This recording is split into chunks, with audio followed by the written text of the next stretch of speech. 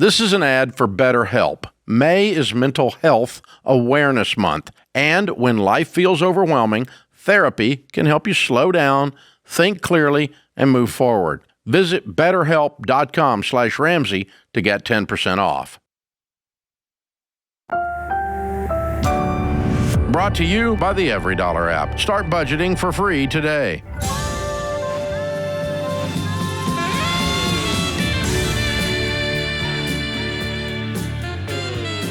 Normal is broke and common sense is weird. So we're here to help you transform your life.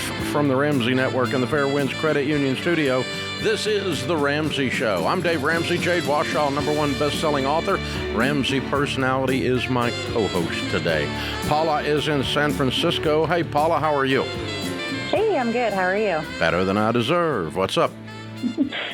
So my mother-in-law and husband put his name on all her assets before we got married because my husband's father passed away. Recently, we have an issue where since my husband's name was on her car, she was sued for a car accident, which means that he was also sued. We're trying to dissolve those agreements with her, but we're getting some pushback. We can't get copies. So we need some help getting some financial freedom for my mother-in-law. Wow. Okay, so you said there were agreements. What do you mean? So they decided to put his name on all her assets. So I got that. The cars, the houses, the insurance, he signed all the paperwork to be on the mortgage, on the title, the deeds, etc. Mm-hmm. You can't add yourself to a mortgage. Okay. So he did not do that. Okay. He helped her purchase a home, and so he was part of that. Okay, then if it was part of the purchase, he could be on the mortgage with her. Okay. Okay. Yeah. Okay. And then they refinanced the original home, and so he's on those documents. Oh, boy. So he was obviously trying to help her, right? Correct. And why did they think he needed his name on everything in order to help her? She did not have a trust in place, so she was fearful that if something happened to her, the family wouldn't keep anything. The family wouldn't get anything? It would go into probate, things like that. What's she worth? Of course it goes into probate. But that doesn't mean the family doesn't get anything. All you need is a will. You don't have to have a trust. What's her net worth? Do you know your mom's net worth? I'm not quite sure. Well, give us a ballpark. Is it? Is she a multimillionaire? Yeah. No, she is not. Okay. She works for an insurance company. Okay. All right. And so the net result is that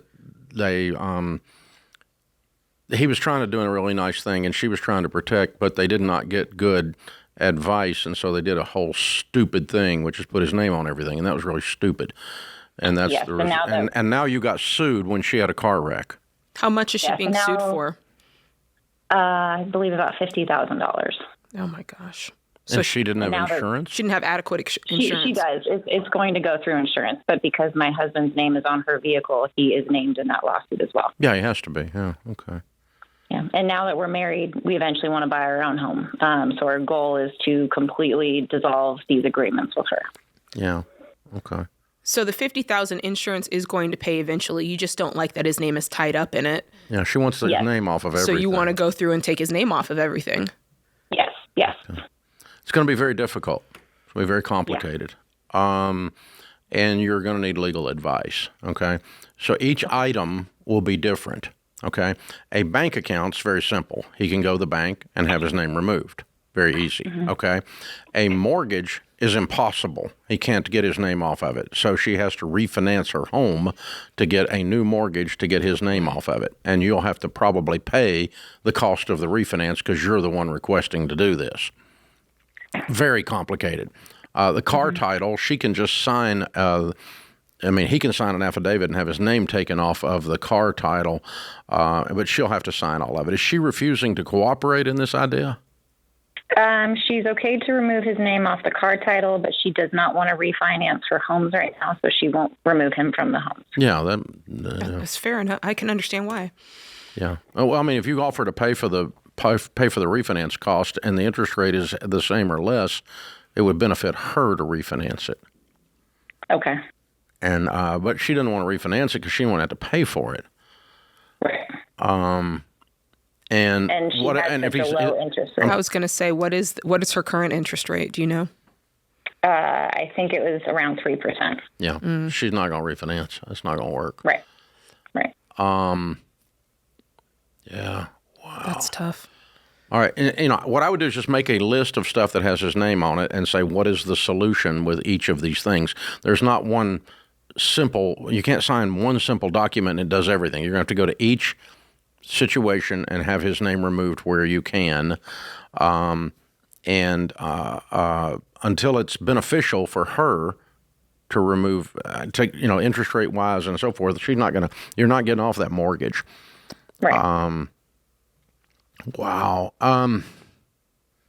And your husband and his mom are both willing to do all of this. They just don't know how. Is that what you're saying? My mother-in-law would like to wait 5 years or so. Sometimes she goes back and forth with if that's what she truly wants to do. But the hope is that in 5 years, she will refinance so that we can go purchase our own home. Mm-hmm. Well, I mean, as far as the other property, other things go, she's willing to take his name off. Yeah, car title, yes. Well, I mean, there's a whole bunch of stuff. You mentioned car title, you mentioned insurance policies, you mentioned bank accounts, you mentioned, right? Yeah, so since he is on both the homes, she says that she cannot remove him from the home insurance. We did remove ourselves. We're trying to remove ourselves from her car insurance currently. Mm-hmm. Wow. That's true. I mean, if you're on the mortgage, you want to be on the home insurance in case it burns. You don't get stuck with the mortgage. Right. So your husband does want to stay on that insurance. That's accurate. Yeah. So, okay. So really, what we did is that they were trying to do a smart thing, and they did it in a dumb way, both of them. In a way that no one would recommend. If they'd gotten any estate planning advice at all, it would not have been hard to solve this. But there's no bad malice here. She's not, she didn't set out to do harm to her son, and he certainly didn't set out to do harm to his mom. Right. So there's no, there shouldn't be any drama here. You just got to go through and clean it up. Other than the fact that you got sued, but I mean, that's not her fault, actually. It's your husband's fault. He signed up on a car that he shouldn't have. I mean, the two houses is going to be the pain in the neck. Yeah, that's going to be the hard thing, is getting rid of that. And, it's just watch interest rates, and as interest rates come down or, the balance on the mortgage comes down, pay off the stinking mortgage. I got to believe she's close to being done. I don't know, hopefully. Something like that. But if you can get the interest rate to where it's beneficial to her to refinance, then I would be willing to pay the refinance cost if it was me to get my name off of it. And that happens a lot of times where there's a divorce, and they didn't bother to get the name off the mortgage, and then 5 years later the divorced husband or wife's got a name hang out over here. Then they'll have to go as a negotiation pay for the refinance to get their name off. This is a classic thing of what we call street law, which is a bunch of people sitting around a campfire with an opinion about what you should do on something that have absolutely no freaking idea what they're doing. And this guy signed up for a mess.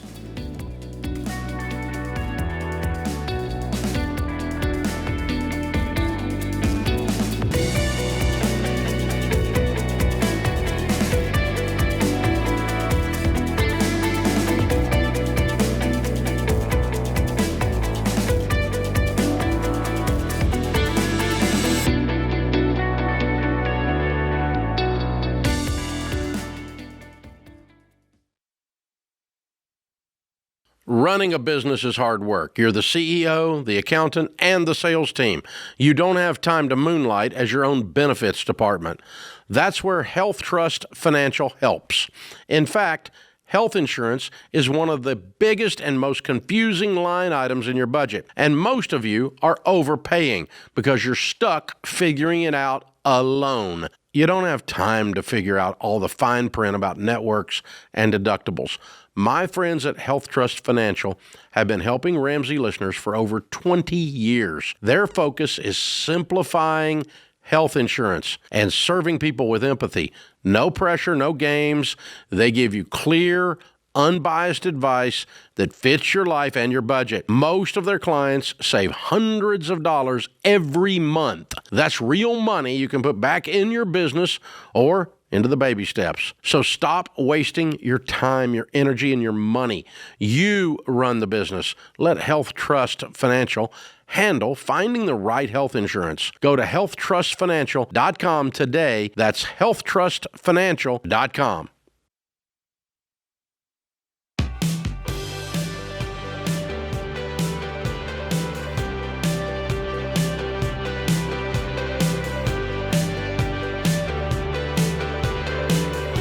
Dominic is in Raleigh, North Carolina. Hi, Dominic. How are you?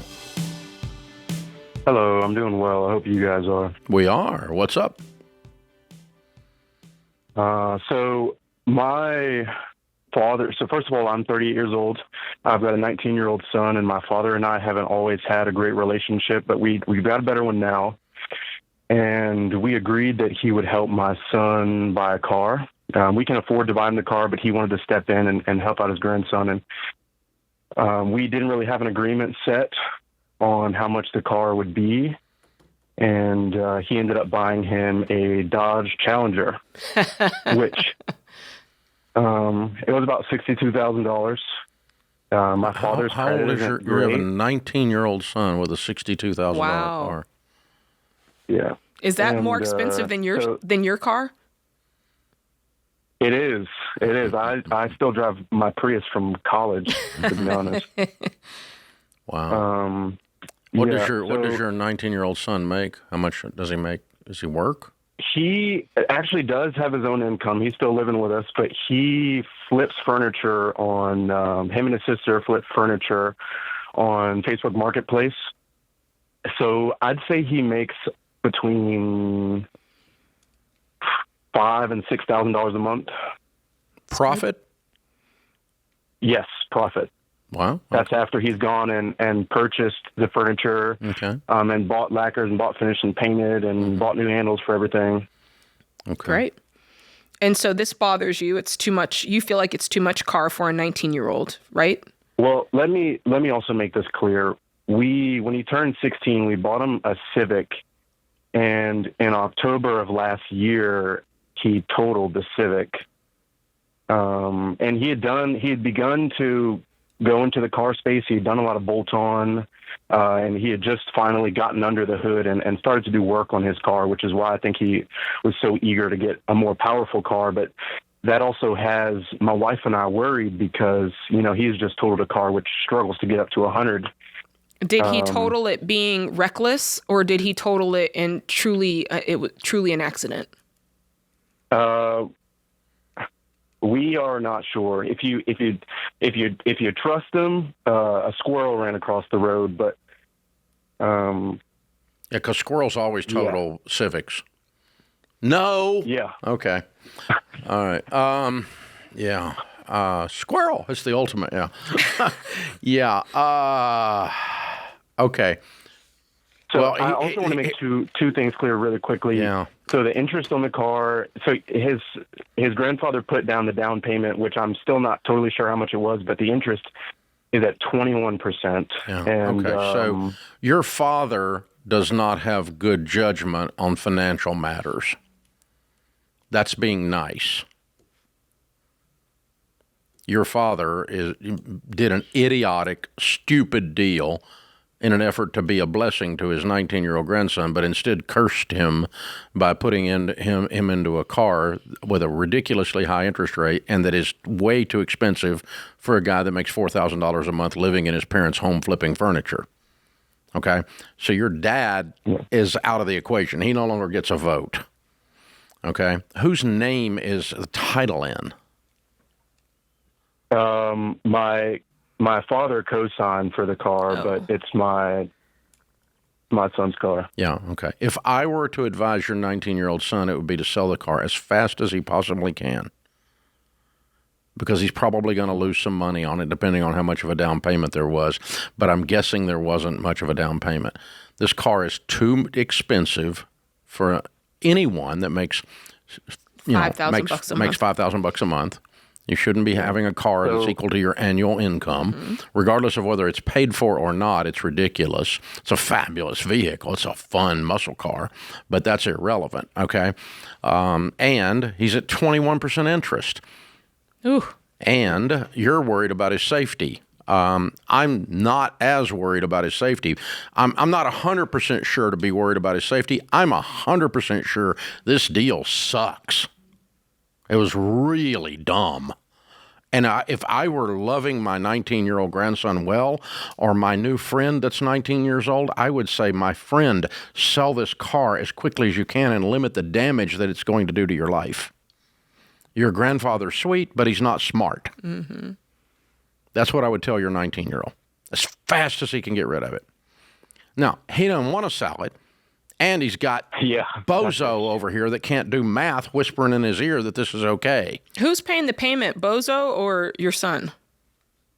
My son is paying the payment, and my grandfather agreed to help him. And my wife and I together make enough to absorb the cost of the payment. No. There's no reason for you to. I think that he bought a car he can't afford. Yeah, and you're the parent, and he still lives at home, so you do get to say, this is not going to work. Yeah. You get to say that. Yeah.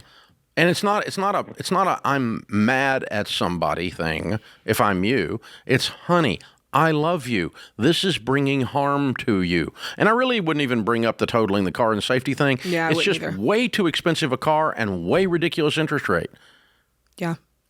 It's financially stupid. And if you've set up a standard in your household that we don't borrow money and we don't go into debt for cars, I think that fuels that argument even more, which is, I can't advise you to do this. Is just not how we live our lives, and this is not how we've taught you to live yours. Yeah. And I'm sorry I didn't keep my hand in the deal and keep it from happening. I should have stepped between you before you got run over by a Dodge Challenger at 21%.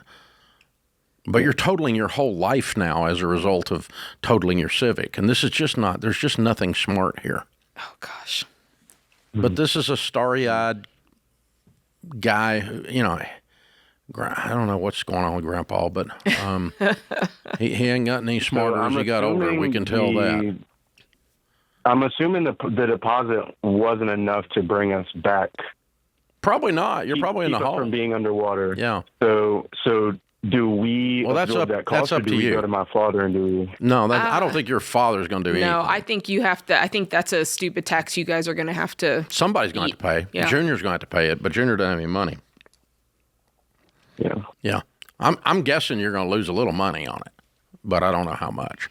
He's going to lose a little money. You're not really technically in the deal.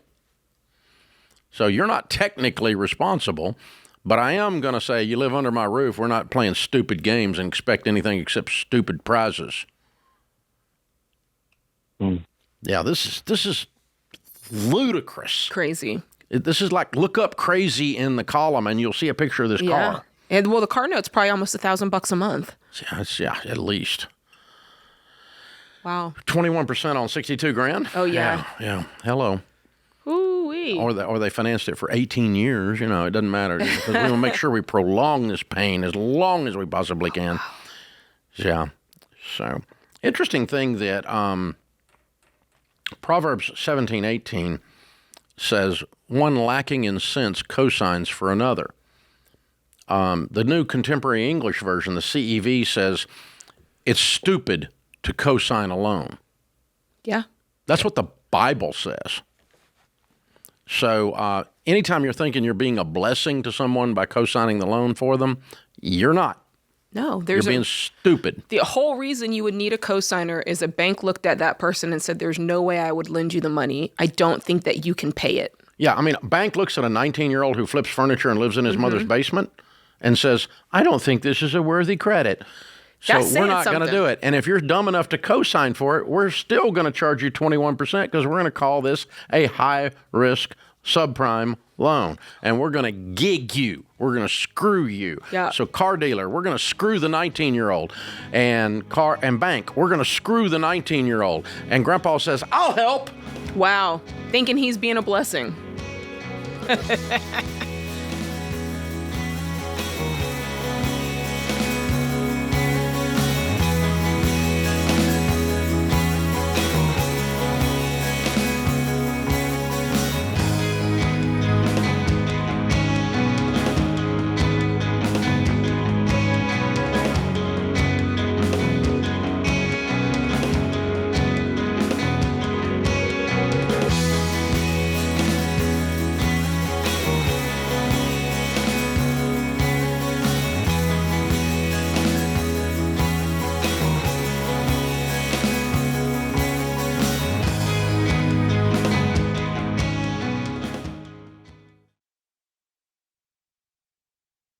This show is sponsored by BetterHelp. May is Mental Health Awareness Month, and according to the National Institute of Mental Health, more than 1 in 5 U.S. adults experience mental illness every year. Nearly half of those folks never get any kind of help. And these aren't just statistics. These are real people who are hurting and struggling. They may be you. And we're living in this non-stop noise, like screen, comparison, constant notifications. It's our whole world, and our bodies are always on high alert. We're communicating more than ever, and people are communicating with us, but we're super disconnected. We're more anxious, we're more lonely, we're overwhelmed, and we just don't know where to go. And that stress shows up in our relationships, in our sleep, in our health, in the middle of our chest. We were never meant to carry all of this stuff in our life alone. And talking to someone can help. And that's where BetterHelp comes in. BetterHelp is an online therapy platform that matches you with a licensed therapist based on your goals and preferences. Their therapists are fully licensed in the United States, and they follow a strict code of conduct. You can message your therapist and schedule sessions right in the platform. And if it's not the right fit, you can switch anytime at no additional cost. Cut through all the noise. Don't do this alone. Go to BetterHelp.com/Ramsey to get 10% off your first month. That's BetterHelp, HELP.com/Ramsey.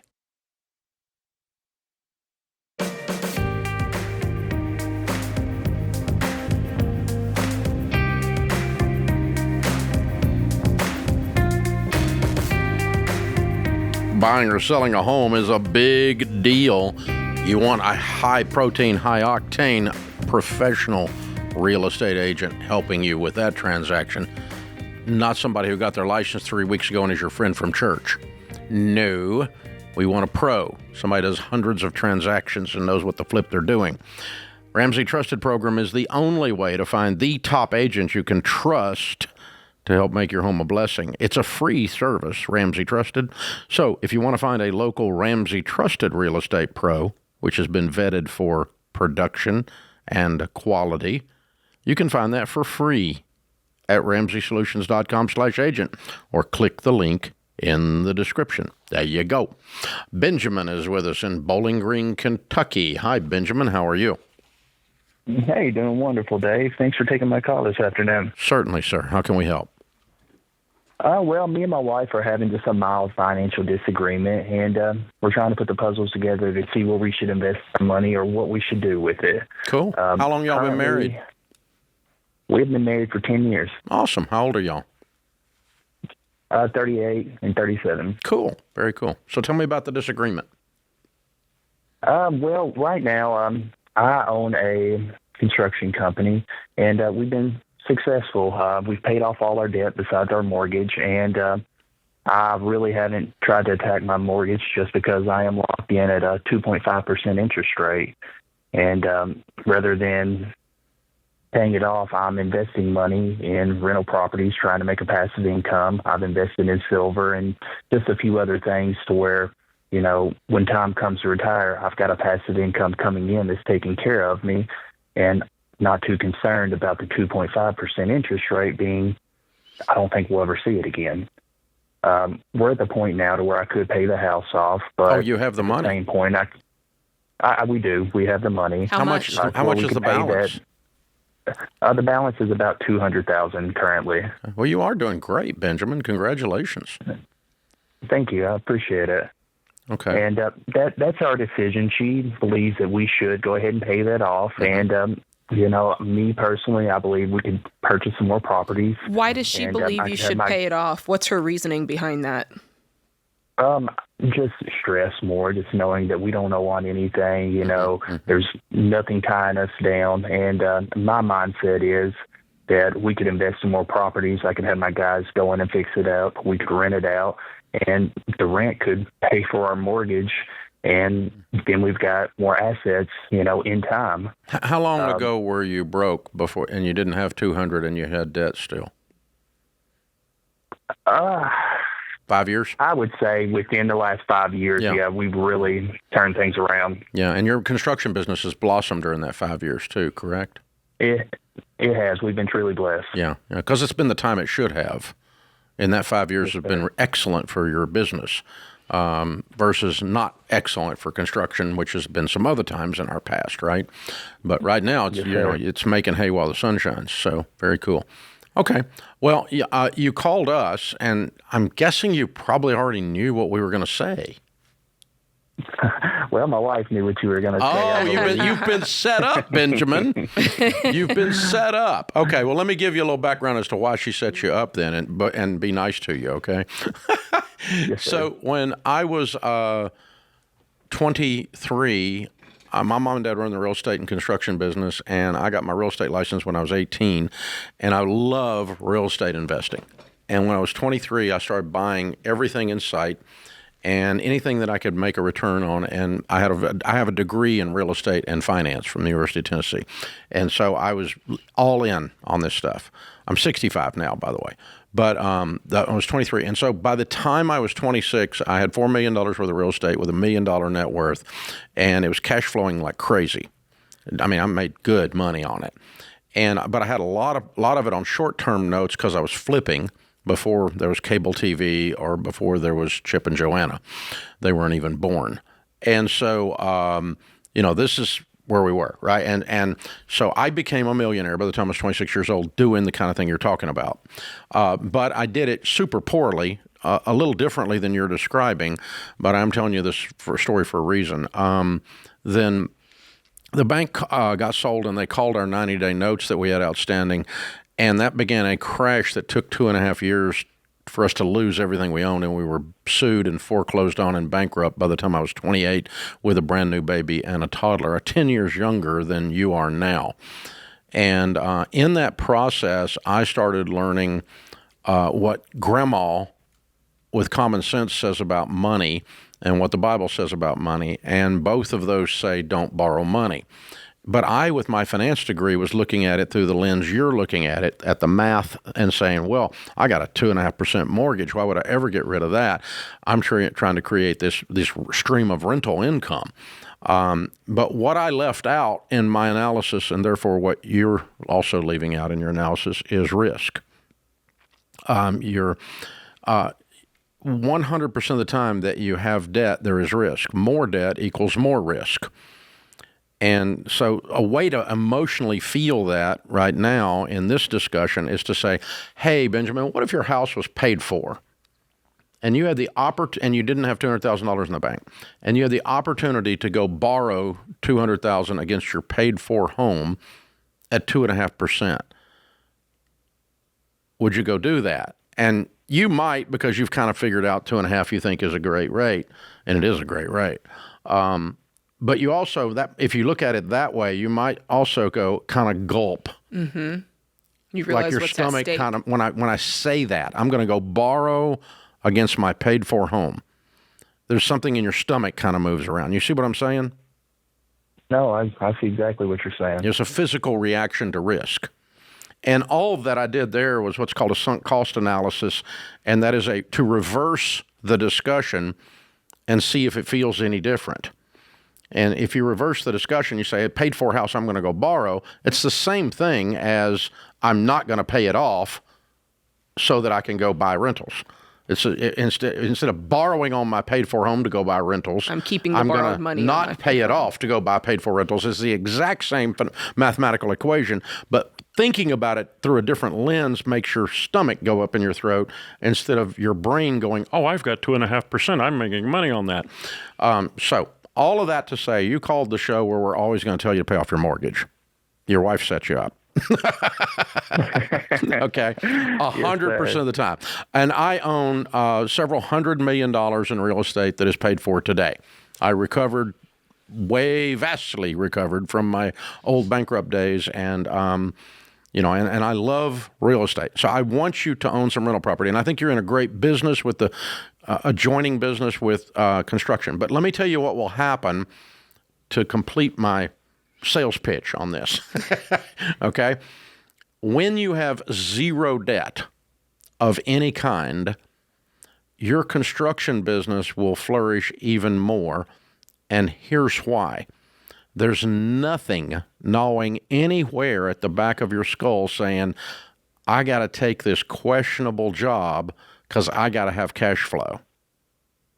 Instead, you look at a questionable job and go, that juice ain't worth the squeeze. I'm going over, and you're going to turn down crazy customers. You're going to turn down situations where you're going to go out over your skis and you're pushing too hard. Instead, and I've experienced this in my business. I make different decisions in the day-to-day operation of Ramsey Solutions because I don't have debt than if I had to do deals to make payments. And it's increased my prosperity. Those two things don't seem to be directly connected, but they are yet connected. Oh, here's another one. Physically, people have less physical ailments when they're not carrying any debt.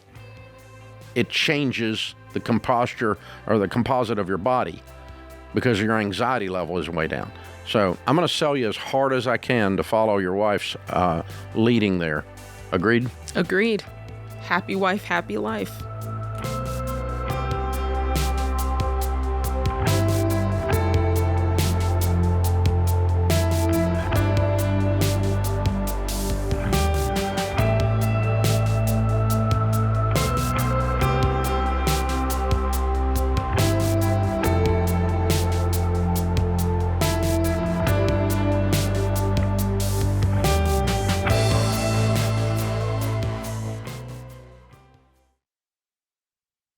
George Camel here. Let me give you 3 signs it's time to stop hoping your debt problem goes away and actually take action to fix it. If you've defaulted on a debt, if collectors are calling nonstop, or if you're facing a lawsuit or think one's coming, you don't just have a debt problem anymore, you've got a legal problem. And that's why I tell people about Guardian Litigation Group. Because here's the thing, if you're behind on your bills, doing more of the same is not going to fix it. You need a different plan. And Guardian Litigation isn't just another debt relief company making promises they can't keep. They're an actual law firm. And from day one, you get an attorney who represents you. So when collectors start pushing, you're not guessing. You've got someone in your corner who knows how to respond when your debt problems escalate into legal problems. So don't wait for it to get worse. Go to guardianlit.com/Ramsey right away. That's guardianlit.com/Ramsey.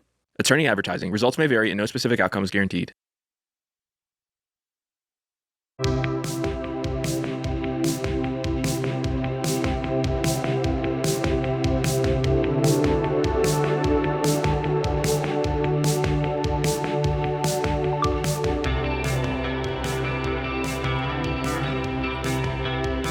Jade, I feel like I'm supposed to recap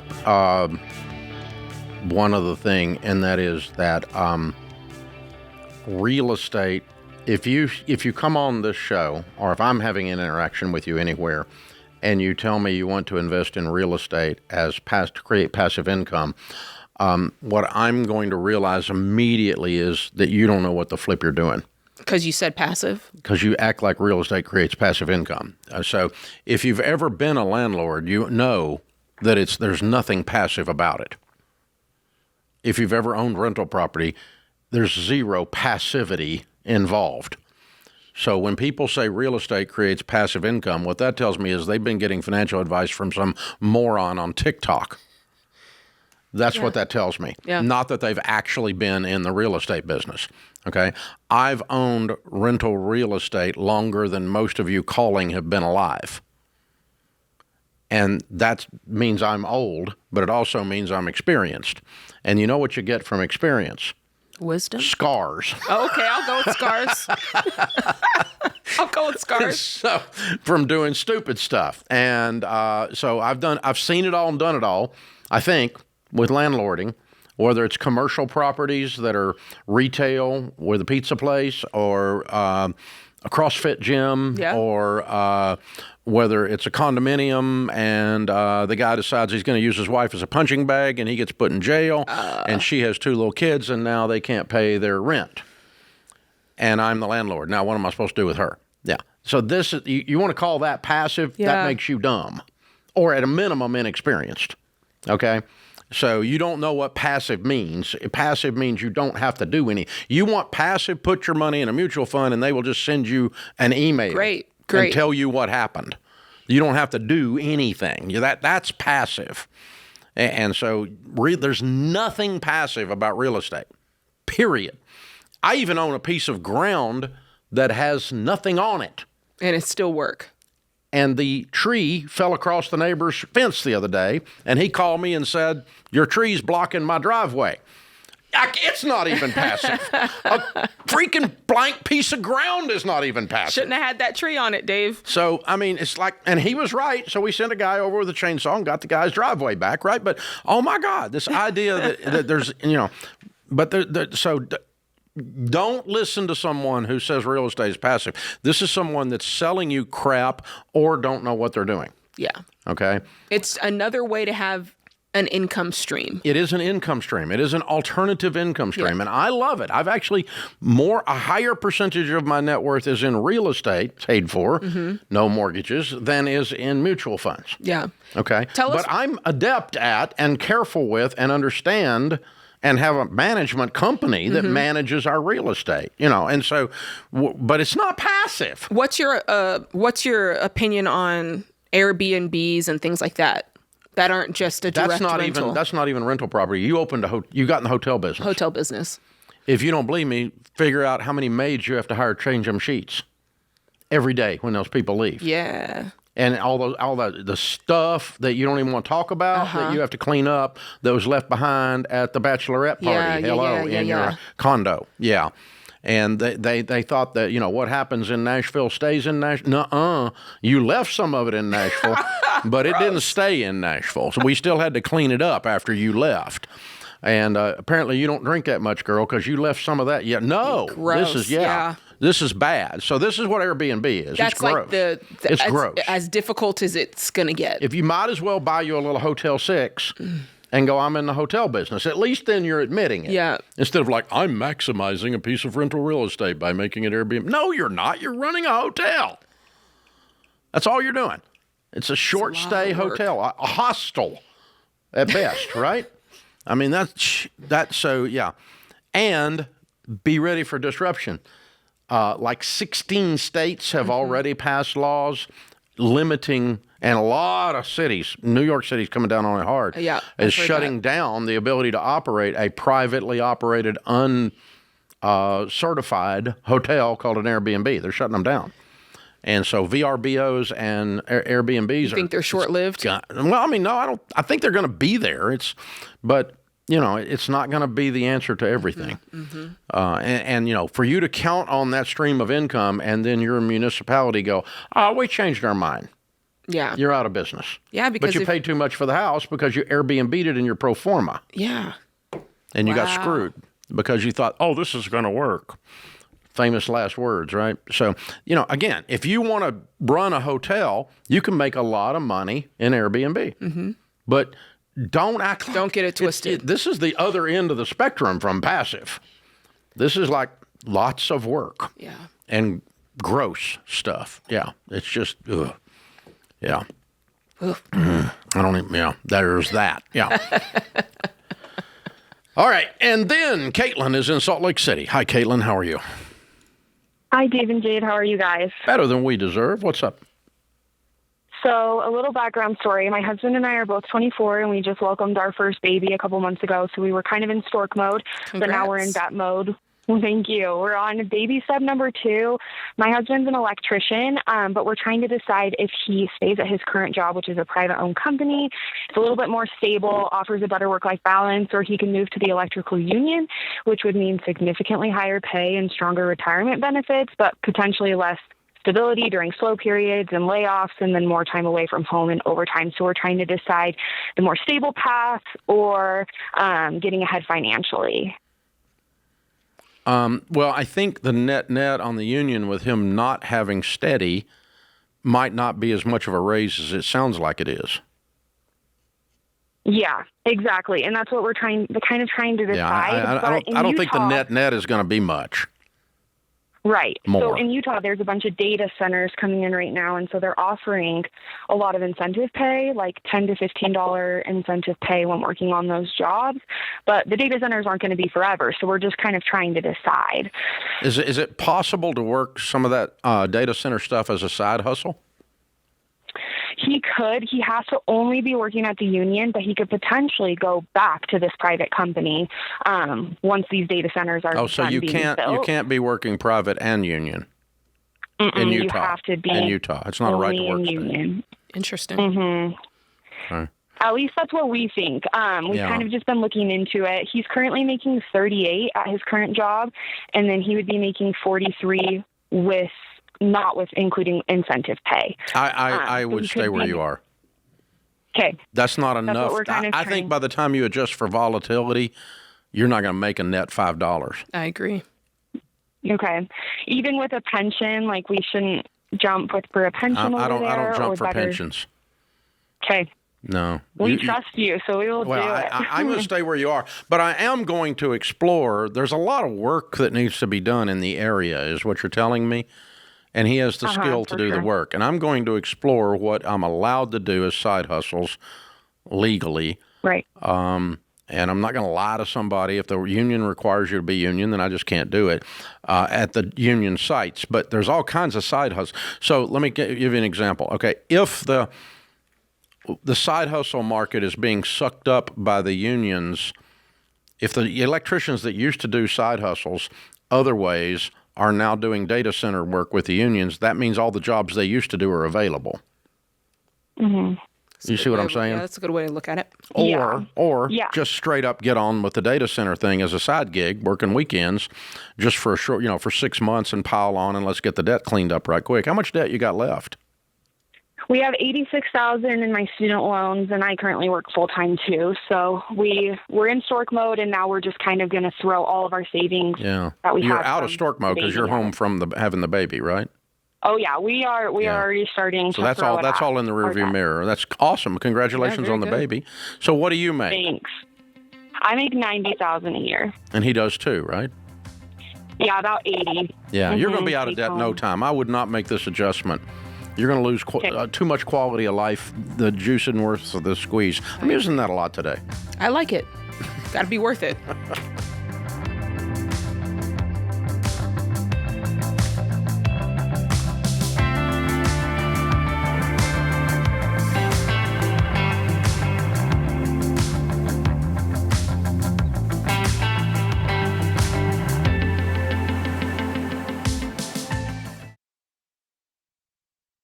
Listen, identity theft doesn't just happen just because you're careless. You can do everything right and still become a victim, whether your information is skimmed online, stolen through a scam, or exposed in a data breach, which happens every day. Then it becomes your problem, your time, your money, your paperwork galore. That's why I've told people for years to have identity theft protection, and the only plan I've ever recommended is from Xander Insurance. Xander monitors for signs of fraud, even home title fraud, and they send alerts when something looks off. Most important, if something happens, you're not stuck spending hours on hold, filing forms, and arguing with companies trying to fix it. Xander's dedicated restoration team steps in and does the hard work to help restore your identity. You can even protect your kids for free on their family plan. Go to Xander.com or call 800-356-4282 to protect yourself today. Identity theft is everywhere. Xander is how you fight back. Xander.com.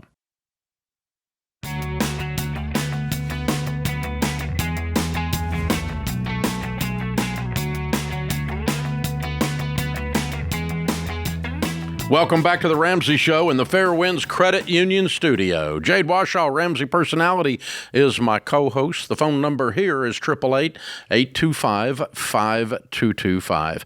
Jeremiah is in Knoxville, Tennessee. Hi, Jeremiah. How are you? Hey, Dave. Doing good. How are you all doing today? Better than we deserve. What's up?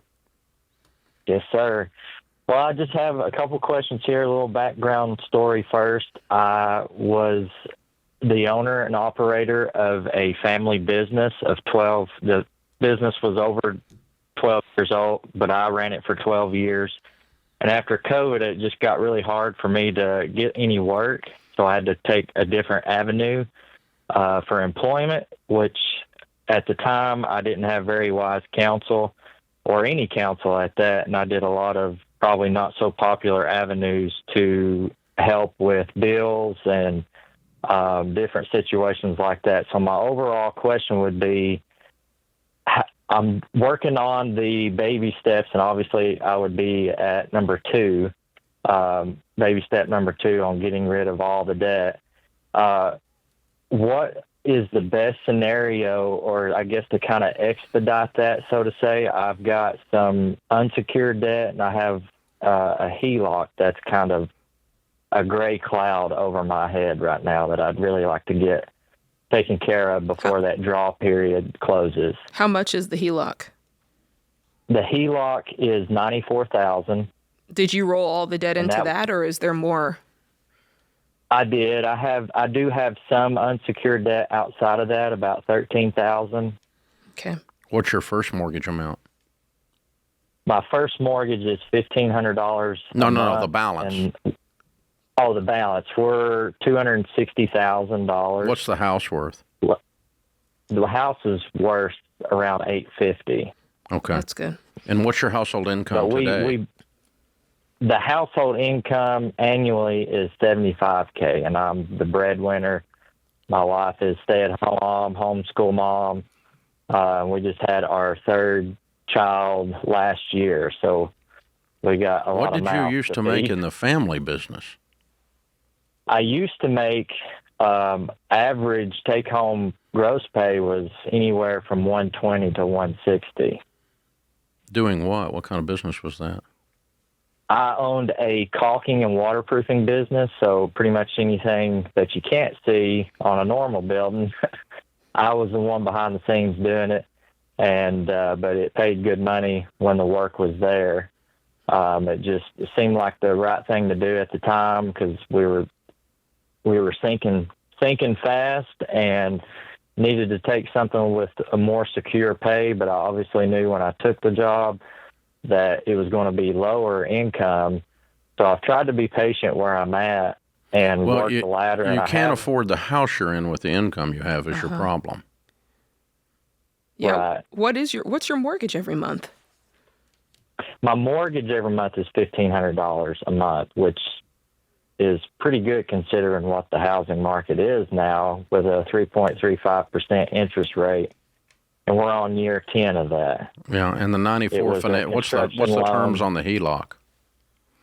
The HELOC is a 10-year draw period, and we're on like year 4. I believe the interest on it is around 6%, probably a little bit lower. Who's your bank? My local bank that I deal with is First People's Bank, and then Will they just put that on a 10-year fixed? Take it off a HELOC, make it a 10-year fixed second mortgage, because you got a 3.5. Yeah, you're not going to. I would normally would tell you to refinance and wrap the HELOC and the first together.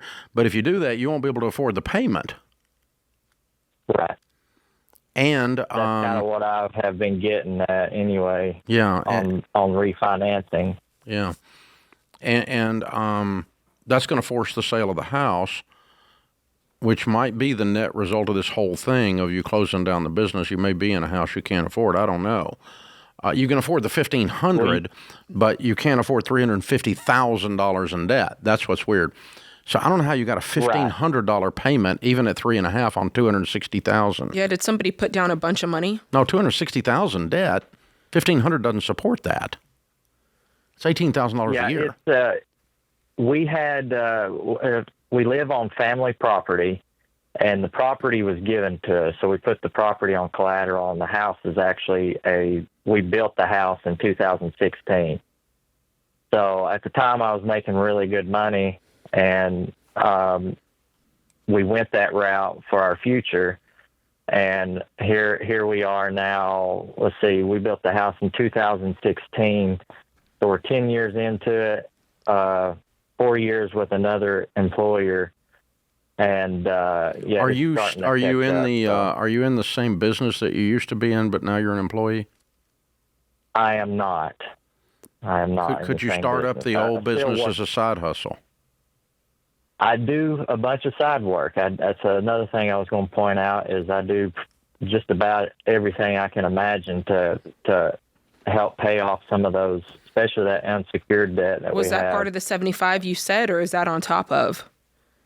That 75 is my salary through my employer now. Okay, so tell us what you... I would restart your old business as a side hustle. Okay. and because I think you can make the most money there. You know that business, and you know how to make $160,000 a year doing it. And there's plenty of work out there right now. But you don't. I mean, I just do it as a side hustle. You don't have to quit completely, and you don't have to go all the way back. And if you want to shut it back down after you get your HELOC cleaned off, that's fine. But then I would start talking to the bank about putting that HELOC on a 15-year fixed or a 10-year fixed or whatever, and no balloons and no calls bearing down on you in the future. I don't want this thing to pop on you later. But that gets the problem off of you, and then basically you're doing cleanup from the debt that was left over when you didn't transition out of the business fast enough. Correct. Yeah. And it's going to take you a little while to clean that up. But let's just say you made an extra 50 as side hustle. In 2 years, you've paid off your HELOC. True. That's what I want to do. Yeah, that's 100% possible because that just puts you back at your old income if you do that. Yeah, and then you got to decide long term, what happened was you got you got sliced and diced by the COVID situation, and you came in out of the cold. You wanted a place that felt safe in a rough and tumble war zone. I wanted a place where a bomb shelter I could come into, but it cost you because you're only making 75 and you used to make 100 and a quarter to 160. Yep. So it's cost you $50,000 a year to have a safe place to heal. But so I want to also challenge you that doesn't mean you need to be there 38 years. Yeah, it's time to get back at it. You may need to step back out, and maybe the side hustle's a way for you to test your footing again and see if you've got emotionally or ready to go back out in the cold, because you're taking a beating on what you could be making.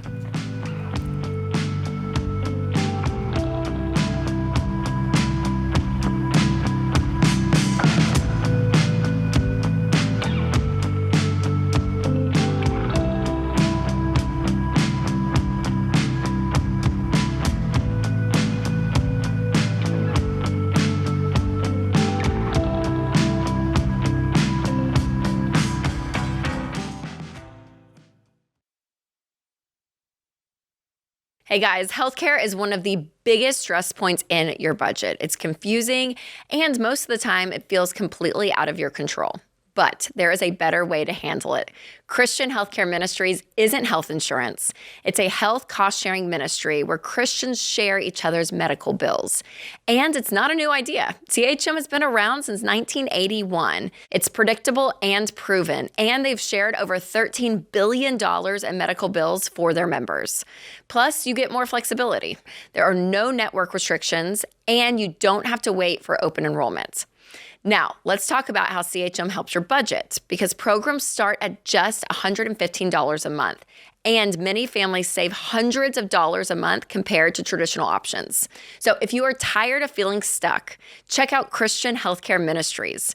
Right now, CHM is offering new members a 50% credit towards their first month of membership.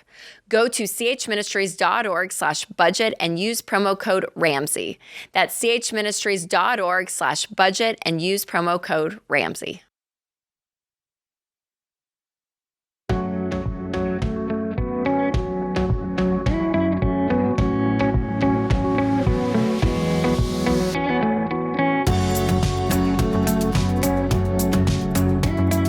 Kaylee is with us in Austin, Texas. Hi, Kaylee. How are you? Good. How are you doing today? Better than we deserve. What's up? I was just calling because I am on step 2 of the baby steps of paying down my debt. But I have a decision to make. I'm 24 and I haven't gone to college yet. And I was wanting to go to college to get my business administration degree. And even though I'm in baby steps number 2, I was calling to see your opinion on if I should wait and just keep going with the baby steps and then go to college, or bite the bullet, take on the student loans and go to college now. Well, I definitely don't like the idea of you taking on student loans. How much will it cost for you to get the degree? $12,000. Total or per semester? So the community college, and it'll be fully online. Okay. What made you to decide on that? How did you come about saying I want to do this? What's your path here? I've always been kind of a admin girl. Always been the person behind the scenes doing like data administration and coordinating and stuff like that. And after doing a lot of research, I found that if I get a business administration degree, it's broad enough of a degree that I can go from either hospitality to hospital services to maybe going in white collar. Mm-hmm. And so I figured getting this degree would be the best way for me to move forward. Okay, so are you talking about a business administration degree? Are you talking about a 2-year program? An associate's degree. Yes, sir. I am talking about an associate's degree. Oh, okay. All right. I was making sure I understood what you're doing. Okay. And what do you make today? I make gross $2,400 a month. $2,400 a month doing what? The same work? Administrative work? Sadly, no. I'm actually a cook. I work at a daycare.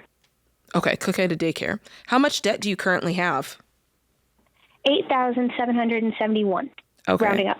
Listen, I'm not mad at a $12,000 degree if you have researched that it's going to be the path to get you in the spaces you want to get to. I do like the idea of you buckling down for a few months and paying off the $8,000 first and then cash flowing this, because I don't see why you can't cash flow this. How much? Let's see. How long will it take you to pay off the $8,000, making $2,400? I'm actually about to hit a really good point in my snowball method. I'm about to pay one of my debt down, and basically I'll have it done within the next 18 months in total.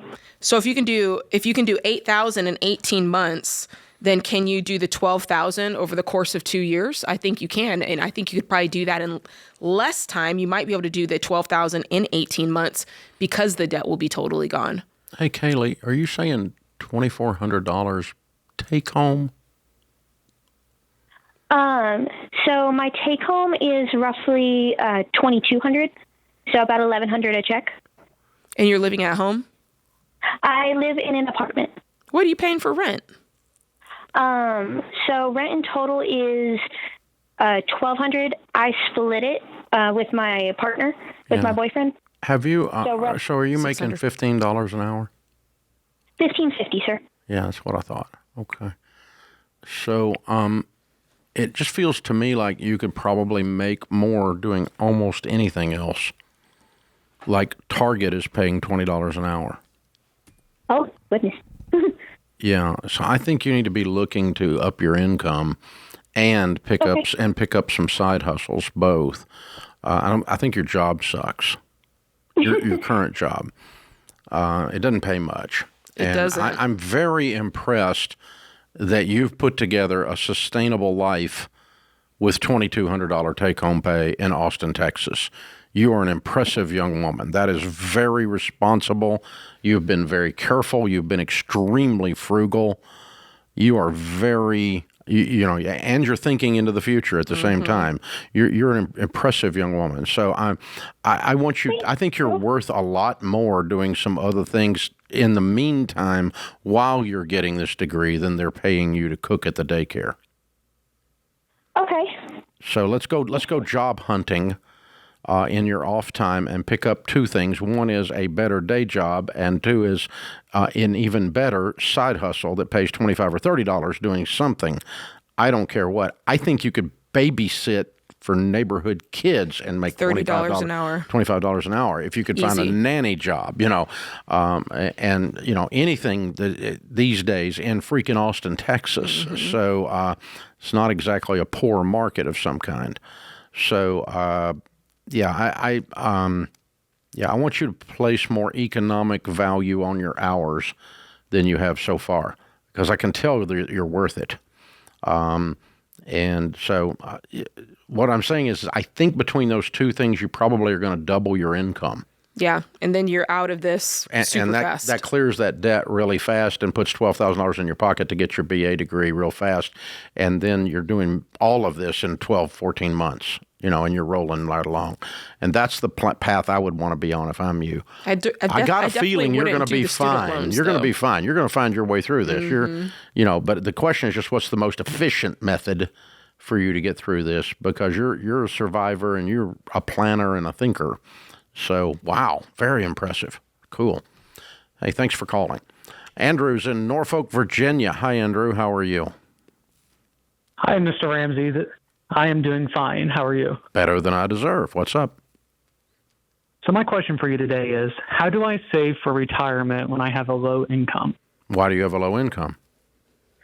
So currently I am working for a church. I'm on pastoral staff. And my income that I get to take home every month is low because they give me a lot of benefits when it comes to housing, phone, gas, paying for my daily. What is your take home? What do you make? I'm taking home about $2,000 a month. And what is your position with the church? I would be their assistant or youth pastor. Okay. All right. We work with about 50,000 churches in the last 10 years, and the numbers that we have say that somewhere around 80% of the pastors in America are bivocational. Have to be. That means they have another job. Yes, sir. Yes, sir. How old are you? I just graduated from, I'm 24 years old. I mean, this is very similar to the last call in that way. You've got to be able to sustain a life. And I don't think you can on $2,000 a month, even if you lived at home, even if you had a great benefit of, whatever it is that they're offering you. Are they furnishing housing? Yes, sir. I get about a $1,500 a month housing allowance. Yeah, okay. In addition to that. Yes, sir. Yes, sir, in addition. Okay. All right. Well, so here's the thing. So you have a $3,500 a month income. Is really yes, what sir, but I'm not able to touch that housing for personal funds. Yes, sir. I know how it works. And so you'll get into all kinds of tax issues if you do, and so will the church. So we don't want to do that. But bottom line is it's as if you have a $1,500 house payment and you make $3,500. How can I get ahead? You can. You can, and until your income comes up. But the way you ask the question, it's as if you're going to have this exact income when you're 54. Right. And therefore, we can't save for retirement. I mean, in the meantime, you may have to work a side hustle. Bivocational pastor would not be that unusual. So the pastor that led me to the Lord, when he was starting his church, had a bread route. And, later on, he was the pastor of a huge church and obviously was full-time at that point. But that's what I want for your future is God's call on your life. In the meantime, you may have a bread route. And but you've got to have a long-term game plan that says, I'm not going to have a low income the rest of my life. And then that allows you to invest and to be generous and to do other things.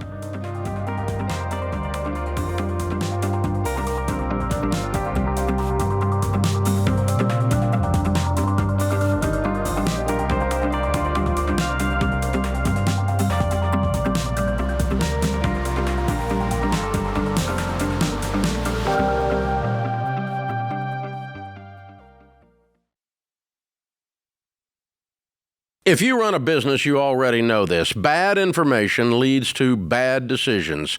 And right now, AI is everywhere. But AI is only as good as the data behind it. The best AI is built on the best data. That's why I recommend NetSuite. NetSuite is the #1 AI cloud ERP, and more than 43,000 businesses run on it, including us here at Ramsey Solutions. Their AI isn't bolted on, it's built in. And it connects everything that runs your business. Accounting, inventory, customer data, all in one place. Because when your numbers are connected, AI actually works like it's supposed to. NetSuite's AI helps flag cash flow problems, spot inventory issues, close your books faster, and cut down on manual reporting. If your revenue is at least 7 figures, go to netsuite.com/Ramsey for a free product tour. That's netsuite.com/Ramsey. paycheck-to-paycheck.com/Ramsey.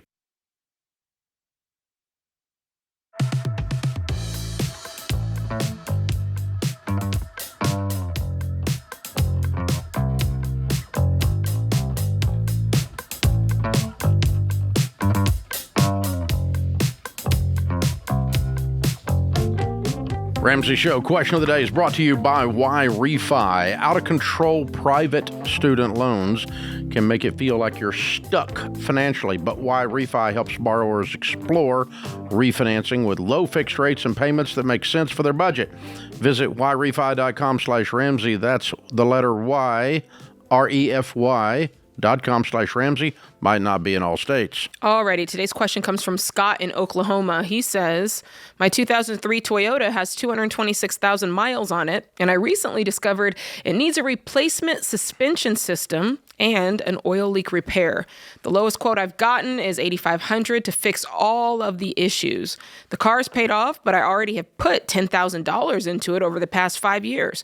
I make $50,000 per year and don't have any debt. I have the money to fix the car, but it would deplete my emergency fund. Should I get this old car fixed, or should I put that money towards a newer car? I feel like this is a really simple one. I gotta believe that Toyota is probably not worth any more than $2,000. Yeah. So for that reason, I would invest in a new car for you. If you're able to drive it a little while longer, I don't know if you can. I'd maybe try to save up as much as I can to put with the $8,500 so that you're not fully depleting that emergency fund. But it is time for a new vehicle. And you're paying cash. This is not your down payment. Yes. So you're going to buy a $6,000 or $7,000 car, which is going to upgrade you about 5x. Yeah. So, you're in good shape to pay cash for a sizable upgrade, and then replenish your emergency fund as fast as you can instead of doing the repairs. But so go ahead. What should have been happening, just to kind of go back in time, Scott? You drive a 2003 Toyota with almost 250,000 miles on it. You should have been putting money aside to upgrade this car over time, not just an emergency fund, because that's the part I feel like people forget about the Ramsey plan is I love that he has a paid for vehicle. I love that he's living that life, but you've got to remember that you've got to have money to the side that you're planning on upgrading that vehicle because you can only drive a 2003 for so long. Yeah. That's assuming he hadn't spent the last 24 months getting out of debt and just now got to this point. That's also true. But if he just got to this point, then that's different. But if he's been going along at this point and not saving for a car, then you're exactly right. Yeah. So here's a good formula for you guys. Okay. What is the car worth salvage today? And so you can sell this car with an oil leak because it's 2003 with 226,000 miles, it's going to have an oil leak. That's what you sell this car with. It's an oil leak, okay? And it's not going to have a wonderful suspension because it's got 200,000 miles on it. Exactly. So that makes this a $1,500, $2,000 car, okay? And so you sell it for that. If you did the repair, does it add the value back, okay, equal to the repair? So how the formula works on that is, let's say that this is a $7,000 car. If it's fixed, but you could sell it for $2,000. Well, 2 plus 8 is 10. So you would still not fix this car. It's overpriced. Because you're going to have more in the car. What you can sell it for plus the repair is going to be more than the car is worth after the repair. And if that's the case, that tells you that this is a throwaway car, and you go buy you another throwaway car if you have to. In this case, he's got the money to move up quite a bit and move into a $7,000 or $8,000 car. If he sells this for $2,000, puts 6 in, he's still got a couple grand in his emergency fund to start rebuilding, right? And that's the kind of thing you're going to do there. And then have a plan, like Jade was saying, to move up again in 2 years. They're right, because the $8,000 car is only going to last you. Start paying yourself $500 a month for 2 years. That's another $12,000. And you put that with the car that you bought for $7,000. The good news about a $7,000 car, it's not going to go down a lot. No. 2 years from now, you sell it for $6,000. If you bought it right. And and now we've got an $18,000 car that we paid cash for. that starts to make a lot of sense, making $50,000. It does. Well, at any rate, really, because I think that of all the things we teach, the cash car is the most elusive of the of the principles. I think people who are driving cars with car notes, they're driving a 2026, 2025 vehicle, they hear you and I say things like, the car payment is keeping the middle class broke, and they think, well, what am I supposed to do? Just hand over $30,000 and No, you're supposed to hand over $4,000 and pay yourself $1,200 a month. Yes. Instead of paying Bank of America, screw me, $1,200 a month. Exactly. That's what it looks like, though, to stair step up and. Yeah, if you pay yourself a car payment for 10 months, that's a lot. What a lot of people have $1,000 car payment. Yes. That's $10,000 freaking dollars in 10 months. How much patience do you have? I mean, you can do a lot of bad transportation for 10 months and get by with it. That's right. I mean, you could drive the hoopty of hoopties for 10 months, $1,000 car. Its predominant color is Bondo. Yeah. You can. A 2-car family can be a 1-car family for 10 months. Well, do a lot. We had a guy working here at one point that, their second car was a car he bought at salvage that was perfect condition, engine and transmission. Interior was perfect condition, but it had been in a hailstorm. Oh. So it looked like it had terrible. acne. Yeah. It was really pockmarked all over. It was the ugliest, funniest looking car because it had the snot beat out of it. What does he care? And it looked like somebody walked and hit it with a hammer all over, right? And but it worked perfect, and the interior was perfect. The technology was current. But it was a salvage car completely. Yeah. And he said, for right now, instead of having a car payment, I pay $2,000 for what would have been a $15,000 car, but looked like somebody hit it with a hammer all over. It was. We really made fun of the guy, but it was. But he was classic Ramsey guy, right? And he did that for a year and paid himself a car payment, and then went and bought a regular car. That's right. And he has a story to tell. That's a great story. Exactly. Yeah. I love that. I come from a generation where we drove cars that were bad, and we kept them so long that we named them. I was going to say, it's got to have a name. It's got to have a name. The Blue Goose, right? Yeah, the brown shoe. That's so funny. The brown shoe, like the old woman in the shoe. Yeah. Yeah, we had a station wagon named the brown shoe. Wow. It was seriously ugly. It's got to have what I call special features. Yeah. Which are the windows that don't go down properly. Yeah. The door that won't lock. All that stuff. Yeah. The tape deck that eats the tape or eats the CD. Nobody even uses tapes and CDs anymore. Yeah, see, now you're getting old. That's what's happening right in front of me. Well, your car is so old, it has CDs in it. That's right. Yeah. It's a whole different kind of car play. Yes. Hey, all kidding aside, if you will drive like no one else later, you can drive like no one else. So Jade and I don't drive hoopties. I drive whatever I want to drive these days. And I can write a check and do it because I drove crap for a while so that I would never have debt again.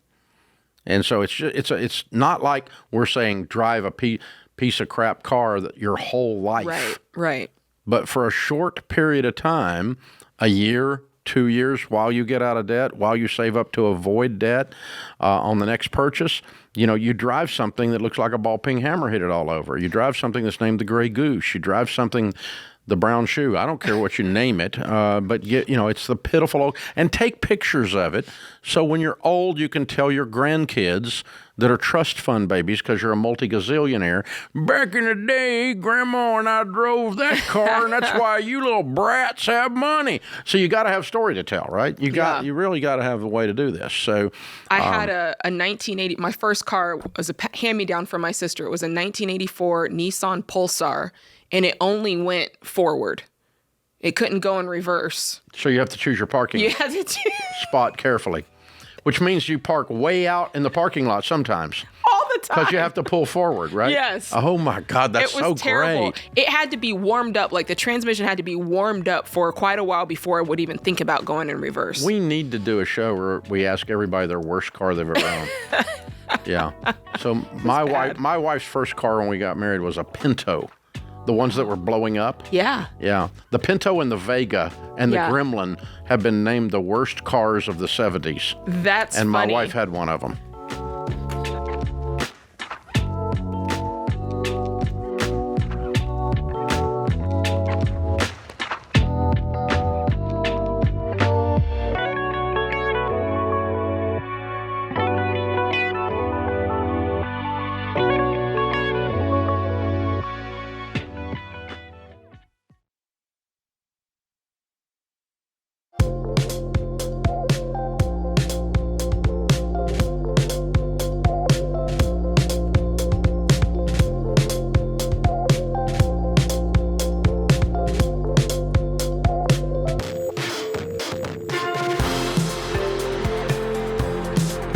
Are you sick and tired of being sick and tired, working so hard but having nothing to show for it, feel like a rat in a wheel? Well, you don't have to live that way. You can get on the Ramsey plan. We will work you through this, get you out of debt, into wealth. The Every Dollar Budget app will lead you right along the way. It'll give you answer questions. It'll hold your hand like you were on this show and us telling you what to do. It's going to build you a personalized plan to get out of debt and become wealthy. In just 15 minutes, you find thousands of dollars in hidden margin. You're going to feel like you got a raise. Don't live normal when you can live like no one else. Start Every Dollar for free in the App Store or Google Play. Connor is in Riverside. Hey, Connor, how are you? I'm good. How are you? Better than I deserve. What's up? So I graduated from college last June, and I got a job making $88,000 per year. I'm still living with my parents, and on my current budget, I can save $100,000 by the end of next year. And I want to know if I should move out at this point, or if I should wait till I can save more to put a bigger down payment on a house.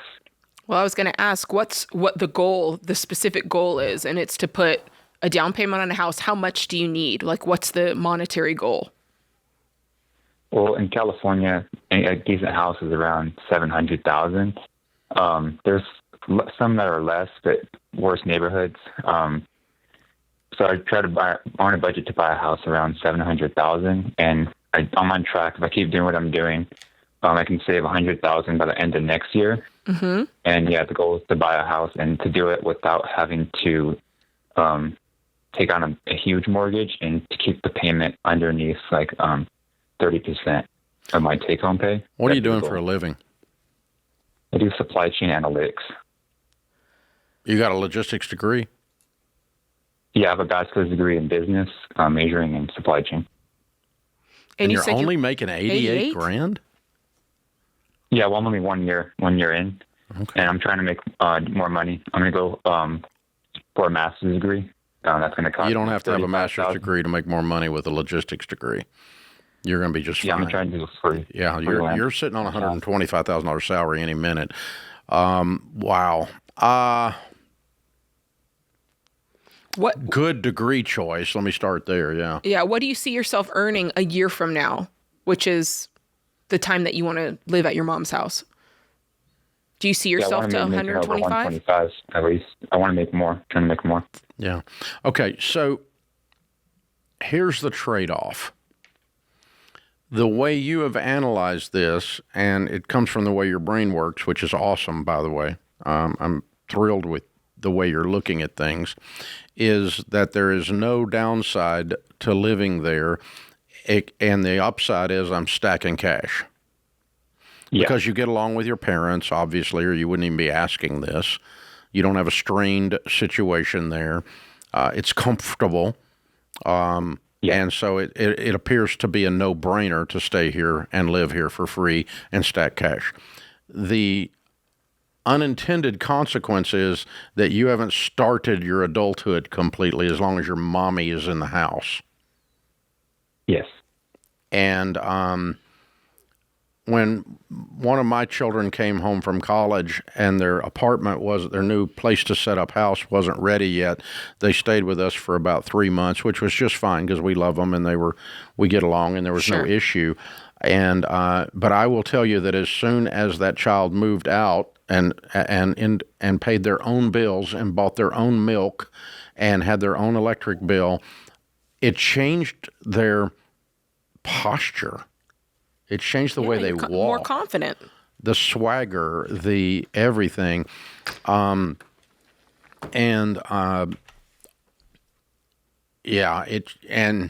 not to mention for some ladies, it would change your eligibility as a date. Come on, Dave. Whether you live at your mommy's or not. Yeah. I got to say, I think there's three glaring non-monetary issues. Things here that might be more important than the money. That's true, but even the money, I don't think that your math is quite right, because a $700,000 house that you've put $100,000 on is not going to get you where you need it to be.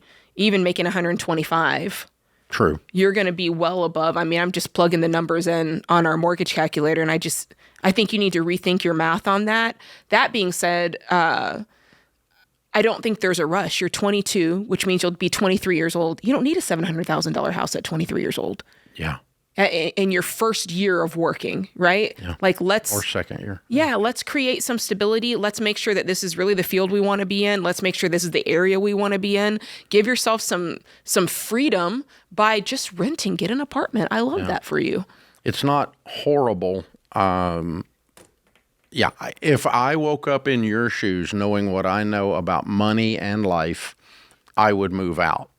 Even though on the surface the economics don't look that favorable when you do that, then I would also value I think you're worth more than you're being paid probably in the marketplace right now. The job market's a little slow right now. It's sluggish. But, and then the other thing that comes to mind that you may or may not want to consider is that you might be able to make $125,000 in Kansas City. That's a good point.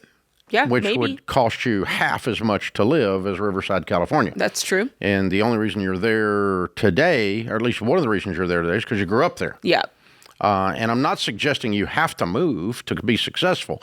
But just get more bang for your buck. But there's something about when you move out that option starts to be there that's not emotionally setting itself in your brain when you're staying at home. Yeah, I agree with that. And so I want you to go out and have a life.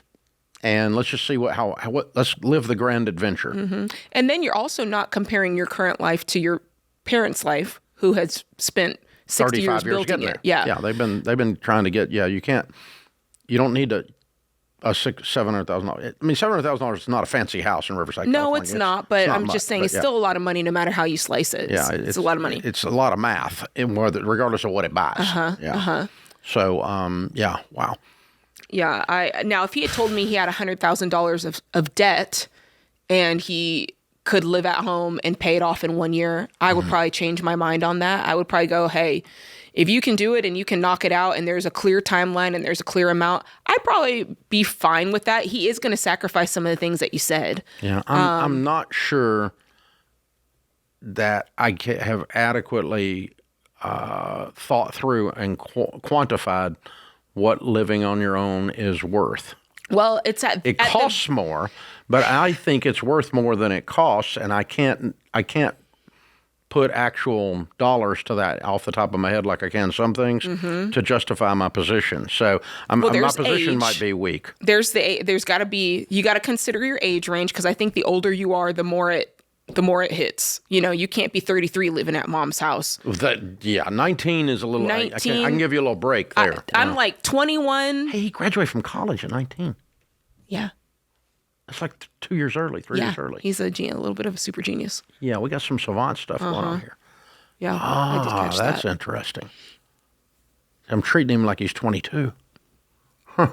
That's a good point too. Interesting. This is a good discussion. Connor, you're a sharp dude. You're going to be okay. You don't have to buy a house in 1 year.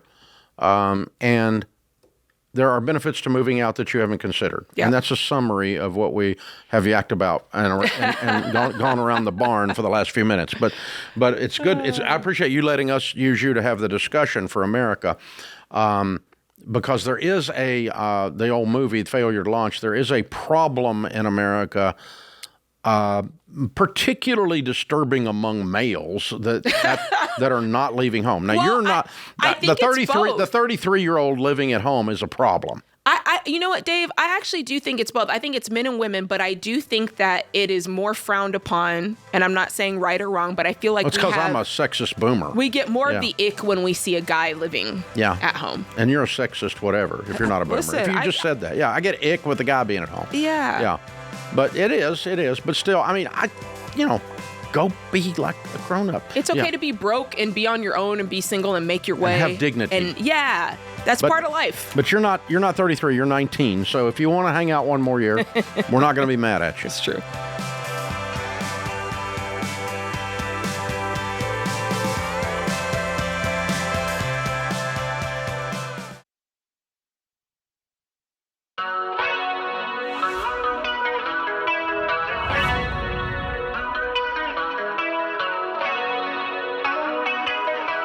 Welcome back to the Ramsey Show in the Fairwinds Credit Union studio.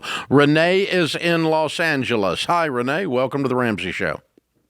Hi, Dave. How are you? Better than I deserve. What's up? Also, I was hoping you could help with a disagreement me and my husband are having. So I'd like to pay off debt. We have about $16,000 in consumer debt, and we make about $11,000 a month. My husband would like to pull out from our stocks, to pull out all of our stocks to pay off the debt, whereas I'm on the side of I think we can make a lifestyle change and pay it off in 3 months. Right now we have one income. He is able to work, and he can bring in an additional $7,000 a month, and we should be able to pay this off even faster. Why isn't he working now? We just kind of have been living a cushy life, very, very luxury. There's really no particular reason. How cushy a life are you living in California on $11,000? It just happens to work for us. The rent's pretty low, and a lot of our expenses, we really don't have any car payments or anything else. Okay. That aside, I just want to ask, does that bother you at all? I know that that's not pertinent to the question, but does that bother you?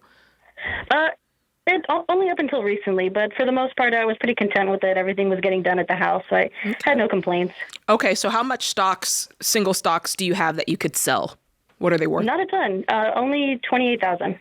Okay, but that's enough to clear the debt and still... That would be enough to clear the debt, yes. Okay, yeah. So here's the answer. Interesting to me. I think you're both right. I think you need to adjust your freaking lifestyle. Mm-hmm. Yeah. And I think you need to cash out these stocks and pay off your debt. He needs to work regardless. The credit cards are the $16,000, right? Correct, yeah. Yeah, so that's financial laziness. You make enough money it is. to not have run this debt up. You just weren't paying attention and you wrecked the car. Over. Yeah. Yeah. So have you cut up the credit cards? Yes. This is actually old debt, so we've paid down about $30,000. Oh, good. That's okay, good. that's good. That's good. All right. So, number one, we're not going to tell you to have single stocks. We're going to have that liquidated, put that in the emergency fund or put it towards your house or whatever, wherever you are on the baby steps, or put it towards Whatever's this debt. left. Put it on this debt if you want. But then number two, we need to be on an every dollar budget where you've adjusted lifestyle and the two of you are not you're not living beyond. You've been doing that, though, because you've reduced debt. So you're already doing that. So you feel like you just want to stay on the plan. I'm now catching up, and I'm recycling here. It just sounds...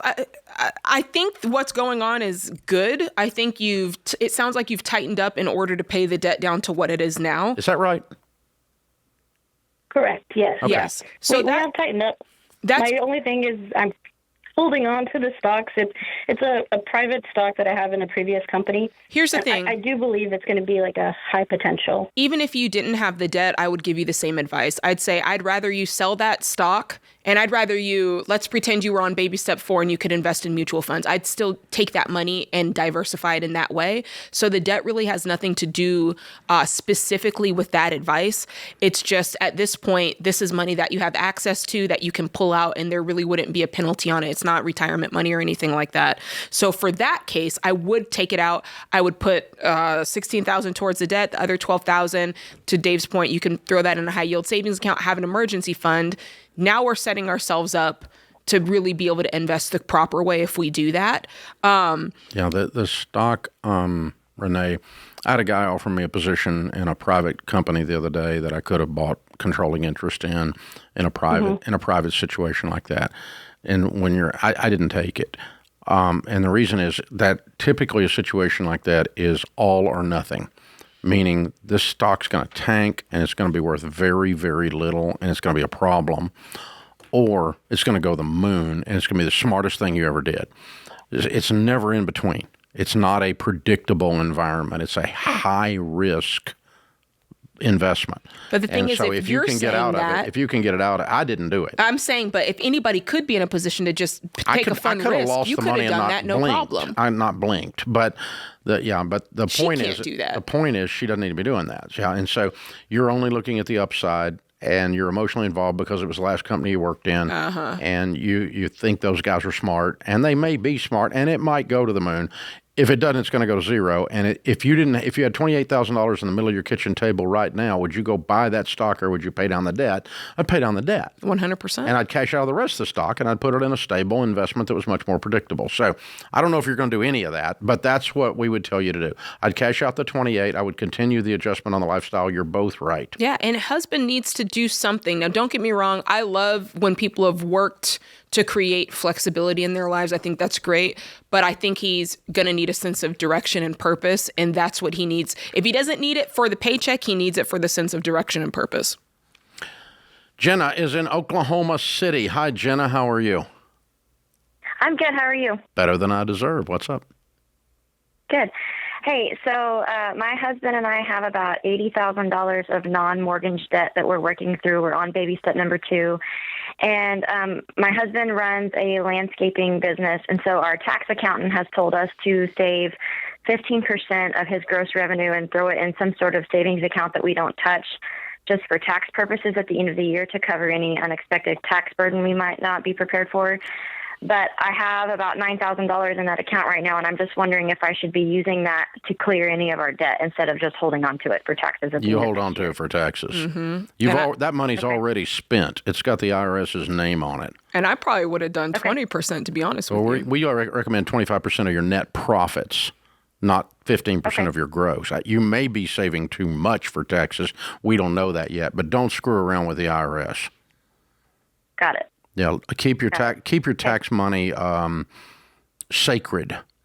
It's not even there emotionally. Now, you may want to adjust the formula after you've done a year or two of this, but you do need to be setting aside and be paying quarterly estimates, and they're usually going to approach about a 10% tax rate on your net profits plus 15% of self-employment tax. Because if you're an employee, you pay 7.65, but if you're self-employed, you pay both sides, the employee and the employer, so you pay 15.7. So so you've got a 25% hit there of your net profits probably is going to be pretty accurate for your quarterly estimates and then your total tax bill. Don't mess around with that money.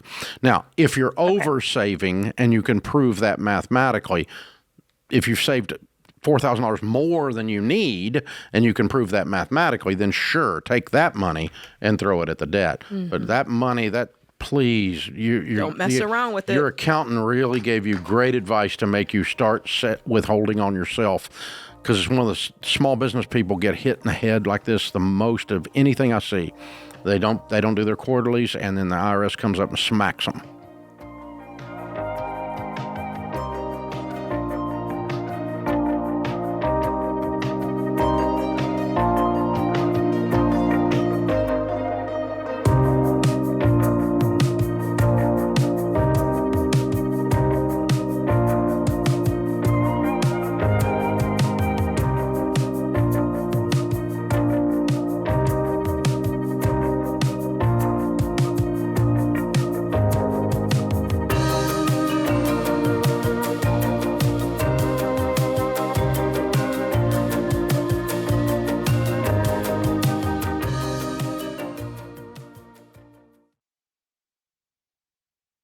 Hey, George Camel here.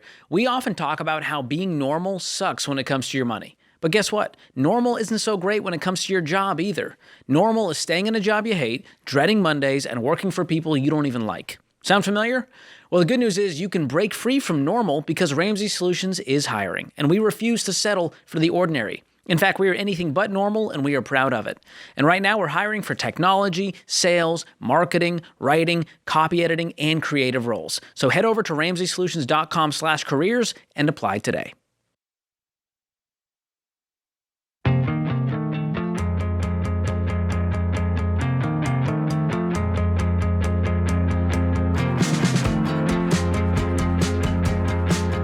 Time is running out to enter the Ramsey Cash giveaway. You can enter anytime between now and May 31 to increase your chances of winning the $500 weekly prize and the $10,000 grand prize. Obviously, no purchase necessary. No salesman will call. Be sure to check out our sale, though, while you're on the site. Right now, you can kick off your summer with books and assessments for only $12 for hardback books. Wow. Yeah, I just jumped online and bought a friend of mine has a new fiction book coming out, and I just jumped online and bought it. Oh, your Navy SEAL? Yeah, it was not $12. I'm sure it was not. It was a lot more than $12. RamseySolutions.com/giveaway. Hit that right now, and you can enter, and you can also check out the $12 books. That's a good deal. All right. Jean is with us in Chattanooga. Hi, Jean. How are you? I'm fine. Thank you so much for your ministry. Thank you. How can we help? Someone used my stolen ID electronically to open a checking account in another bank and stole funds from one of the accounts that I have with a wealth management company where I have retirement and investments. Wait a minute. I'm sorry. They opened a checking account at another bank. How were they able to steal funds from your wealth management company? They used the checking account electronically to go into the wealth management company, and so they had all your information to do this. They evidently did, and I never have managed any of those accounts by phone or direct electronically. I've always done by phone or direct mail. So why is your wealth management company not liable? That's my question. Are they not liable because this loss I sustained was not associated with, market valuables, but they got hacked. Yeah, their site got hacked by an identity thief. I think that's on them. Okay. I'm not sure. I'm not an attorney, but that's what it sounds like from a common sense perspective. Yeah. How much money did you lose? $45,500. How old are you? I'm 84. How much money was in the account total?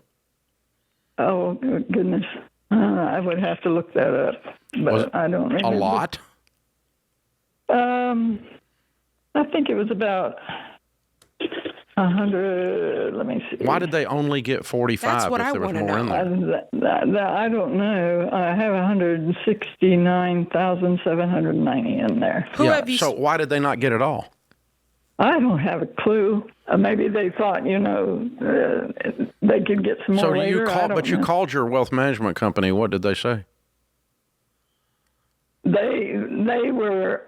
I would never have known about it if they hadn't sent me a letter asking them if I had changed my email and my bank account. And of course, right away, then they tried to reverse the transaction, and by then, of course, the money was gone. But did you leave the rest of your money there? Well, right now I haven't changed anything, but I intend to. Yeah, I just don't know whether I should change my my management company before they refund my money, or whether I need to. Well, you need to make sure. I'm going to have a discussion with them on the phone as soon as you hang up with us. That makes sure that the remaining money is safe. Yeah. That's the first thing. We got to make sure that's safe. And then the second thing is, when are you guys going to refund me the money that you lost because your account that I have with you was hacked? Correct. I'm going to ask them to refund this. I don't know that that's going to work because I'm not an attorney, okay? But I think that they're going to be liable for that because their account got hacked. I mean, so let's pretend you had a savings account at a bank. And a thief got into the savings account on the bank and stole the money. Mm-hmm. It's the same thing. Yeah. The bank would be liable. So I'm pretty sure this wealth management company is liable for this. No, it's on both, and there's issues on both ends, because if they were able to set up another bank account with your information, then if they were able to use that to connect the two banks, they've got a lot of your information. Do you know who did this? Gene, do you know the person that did this? No, I don't know who it was. Okay. Then you've got to report this. Because they got a lot of information on you. They do, I know. Okay. And let me tell you what I've done. I have subscribed to Xander Insurance. Good. Are they helping you, the ID theft people? Oh, no, Xander is, it was after the fact. I know, but did they offer to help anyway? They just, I don't know if they would or not. I didn't ask them. Yeah. I'm going to ask them to help you, okay?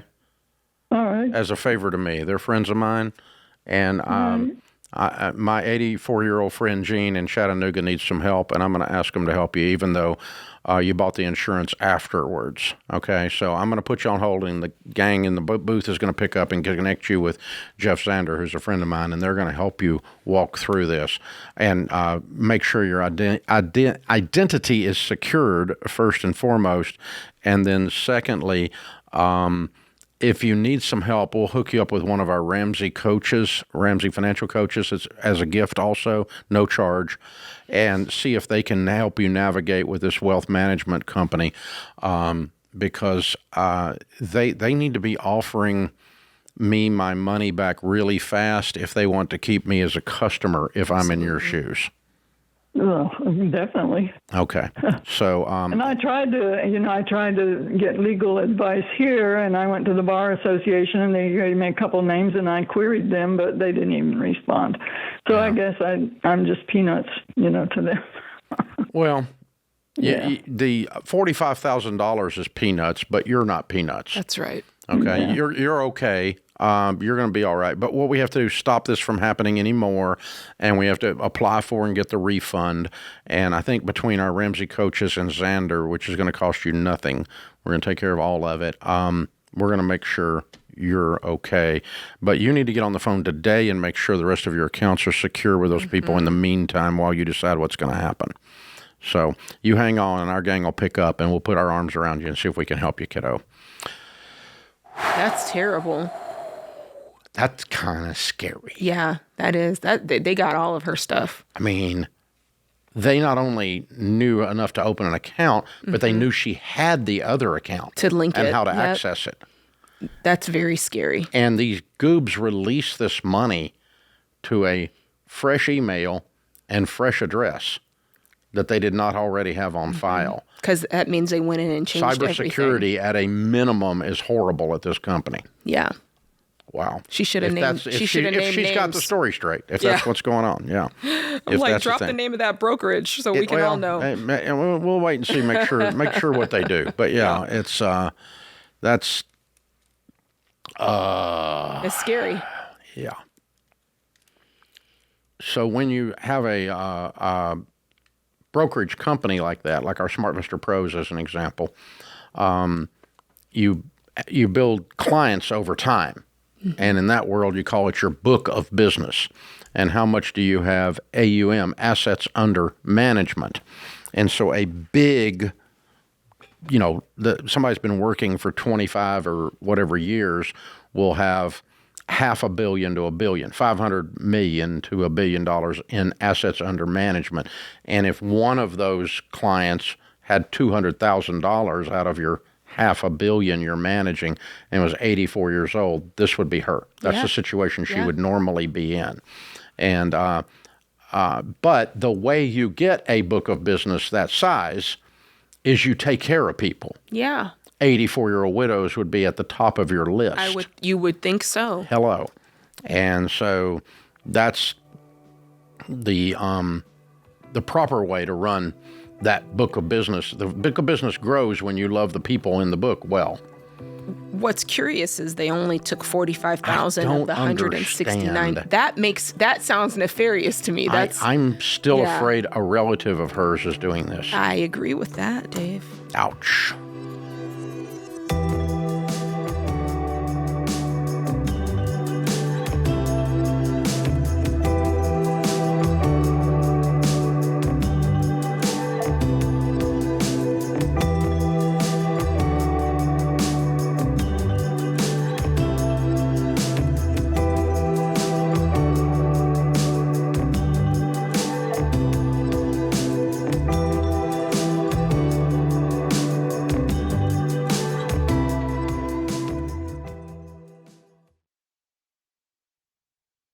what's up, guys? It's Jade Warshaw. Listen, summer spending adds up so fast between vacations and road trips and camp fees and events and all the extra gas and grocery runs. Money can get tight before you know it. To really get your money under control and keep it that way, you're going to need a plan. And that's what you'll get with the Every Dollar Budget app. It helps you track your spending, free up cash to put toward debt and savings, and it's the simplest way to make a plan for your money before the month begins.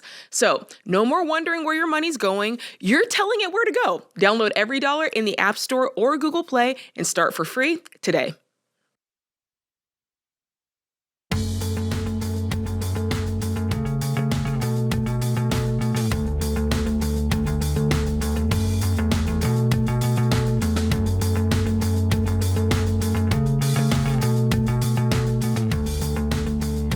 Renee is with us in Charlotte. Hi, Renee. How are you? I'm great. Thank you for taking the call. I love the work you do. Thank you. How can we help? My question is regarding how much I should pressure my teenage daughter to apply for scholarships, college scholarships. Why wouldn't you? Well, I should reframe the question. I have been, and it's not working, and I don't know if I should start punishing her, taking away privileges if she doesn't put forth some effort. Does she work? Has she ever had a job?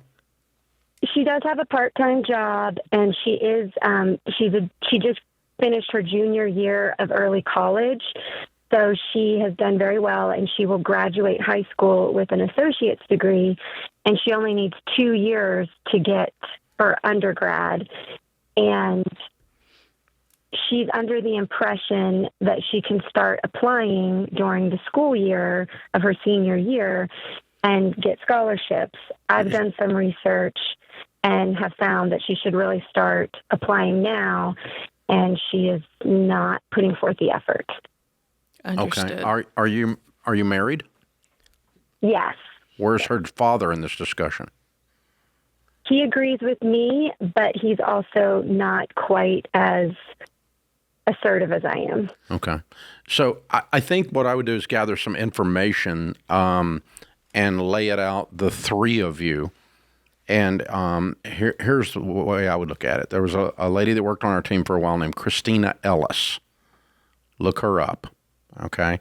She had a book out called Confessions of a Scholarship Winner. She applied for as a single mom's daughter and received $500,000 worth. Oh, wow. And so she can, and she's like the best I've ever met in the world. She worked on this team for a while here. And a sweet girl, too. Very smart. Very smart. And she ended up getting a graduate degree from Vanderbilt, all paid for. And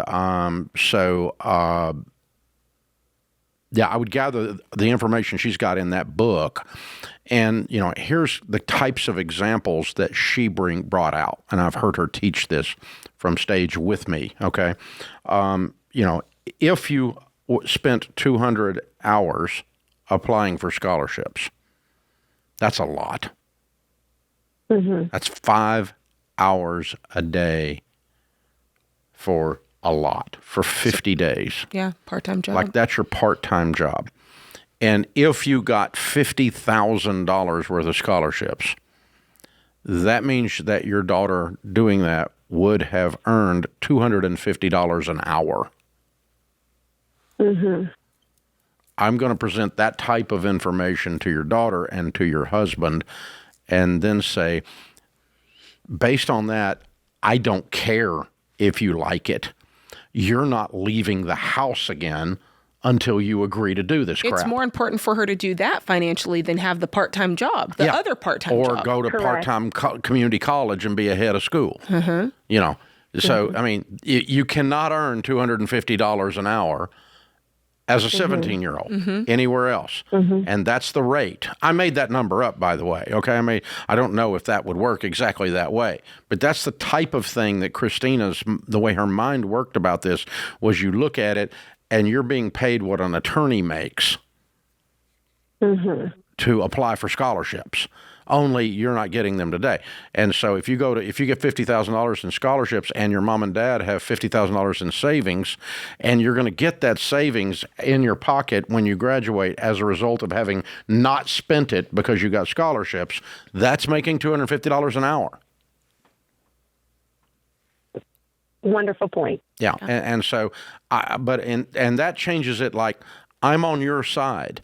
I want you to come out of college with $50,000 in cash in your pocket from your dad's and I account that we're going to hand to you because we didn't have to pay for college because you do this smart thing.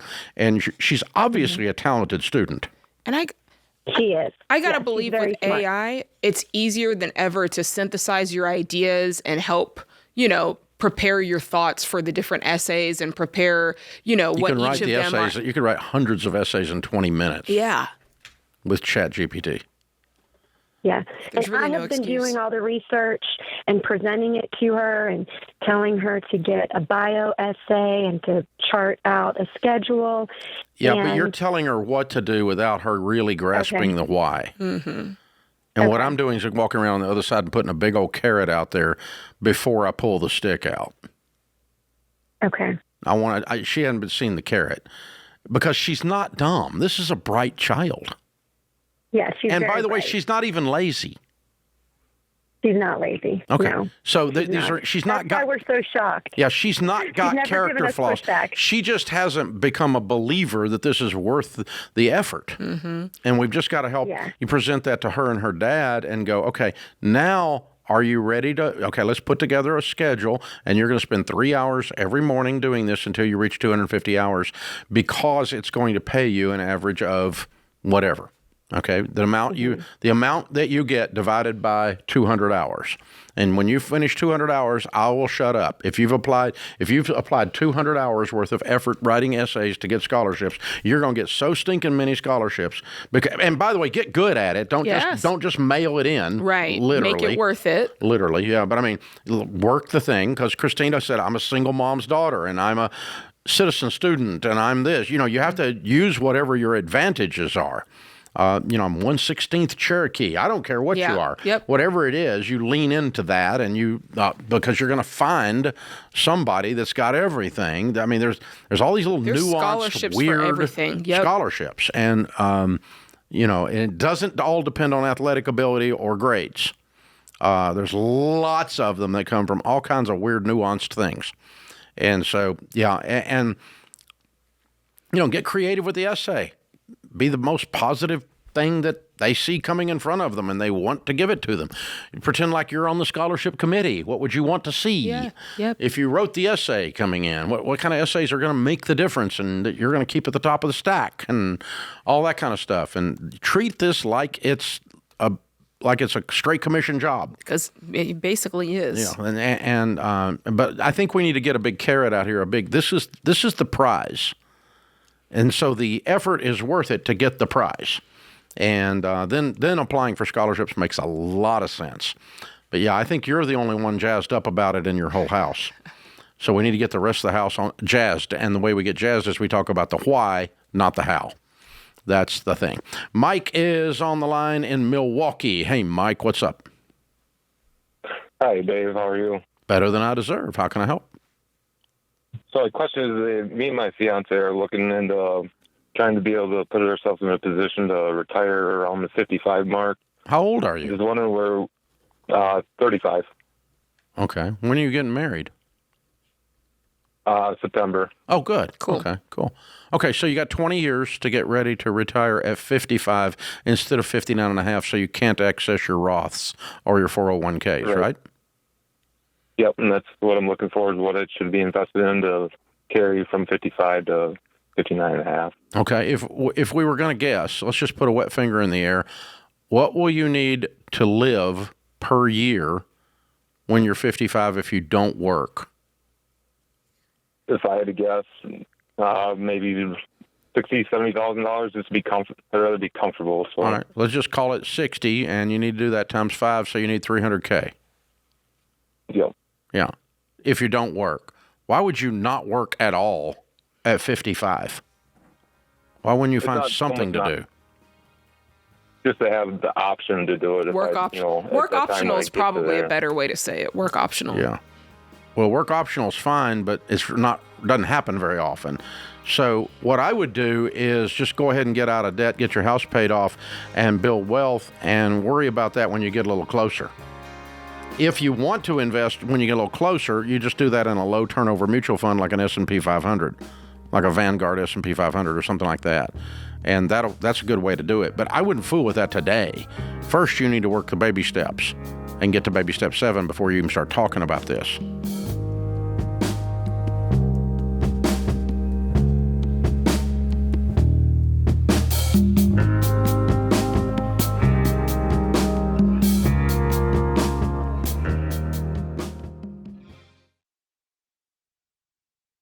You spend hours researching before making a major purchase like a home or car, but it's also a good idea to put in the work searching for the right insurance coverage. To protect your biggest assets, I recommend using Ramsey Trusted Pros. Whether you're looking for car, home, or any other type of insurance, Ramsey Trusted providers have been coached and vetted to serve you like we would. Find what you need at RamseySolutions.com/insurance.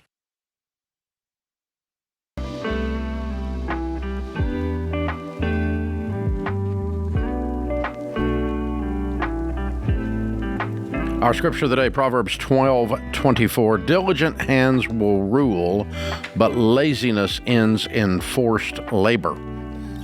Oof. Warren Buffett, rule number 1, never lose money. Rule number 2, never forget. Rule number 1. Got it. Works for me. Check. John is in Minneapolis. Hey, John, how are you? I'm good. Hey, guys, thank you for taking my call. Sure. So I'm trying to figure out if I'm losing my mind from wanting to walk away from a high-paying job and start all over in something new that pays quite a bit less, at least to start. So I'm in a financial sales position right now. It's almost all commission, so I average around $250,000 a year. And I know I'm blessed to be in a financial position I'm in, but for the last couple of years, I found zero fulfillment in this job, and I've been pretty unhappy. The culture is very much like work first, family second, and there's not a whole lot of job security. We're really pushed to work past the schedule hours, work every single weekend, and it's really starting to affect my relationships outside of work. What are you now, selling? I have a lot of a financial product, a mortgage. Okay. So you're a mortgage underwriter? Officer. Okay, a loan officer. Yeah, okay. Yeah. So is it the work or is it the It's the environment. conditions in which you're doing the Now, work? why can't you do that somewhere else that has reasonable culture and reasonable hours and makes a little less? And it's actually not the actual day-to-day work. It's the environment and the hours and the lack of and the bad priorities that's driving you crazy, right? Yes. And I've had quite a few coworkers that have left and went to other companies in the industry. And ultimately, pretty much every one of them comes back to the company we're at because they said this is really the best company in terms of, technology and stuff. But the culture has been like this and has really gotten worse over the last, I would say, 12 months. And what I'm worried about mainly is over the next couple of years, I want to be in a position where I'm starting a family, and I look at my coworkers and I see them really struggling to keep up in the job and, be there, be present for their families. And I just don't want to end up being the parent or the father that's not there. Again, I am not buying the fact that you can make $250,000 at one company and you can't work normal hours and work for good people and have a better balance to what you're doing at a different company. And make 150 to 200 at a different company. I don't believe that. I think your coworkers have given you a message that's not true. As if there's one place on the planet that this whole thing can happen and it works, and everywhere else it doesn't work. Bullcrap. Correct. Yeah, Okay. and that's really the feeling that we get from leadership. Is I that, don't care what leadership told you. You already don't have faith in leadership. Why are you listening to anything? So what opportunities have you been looking at? Yeah, so we have a family friend who's an electrician in our area. and he's been trying to get me to be an apprentice for quite a while now. Why? That's so a completely different path. Why? Because this Why- one company that you work for sucks, and so now you're going to go be an electrician? He doesn't know anything about my job. Yeah, so why would he even ask? Yeah, we're talking about you. Why would you do? I mean, okay, I'm an electrician, and I know a guy that is a mortgage guy who's obviously making a lot of money. Maybe I don't know it's $250,000 a year. Why would I even talk to that guy about being an electrician? That's just strange. Yeah, he knows I've always been interested in working with my hands, and I ended up just kind of falling into this job through an internship in college, and it was always supposed to be, I'll do this for a couple of years and then move on to something else. How old are And you? A couple of years. I'm 29. And how long have you been doing the mortgage broker deal? About 8 years. 8 years. Okay, so you're looking at this going, man, I fell into this job. This is not what I intended to do. This is not what I set out to do. I need to stop this train, and I need to get on the path that I really want to be on. Correct. Understood. Okay. How are you doing financially? I'm good. So I have in my checking account, I have about $15,000. I do have an emergency fund with about $25,000 in it, and a No high yield debt? savings. No debt at all. I'm very, very fortunate there. And then I have a high yield savings with about $115 that was supposed to be for hopefully a wedding here in the next year or two, and then a down payment on a house and that sort of stuff. Okay, so you're getting married in the next year. Any kids? No. Okay.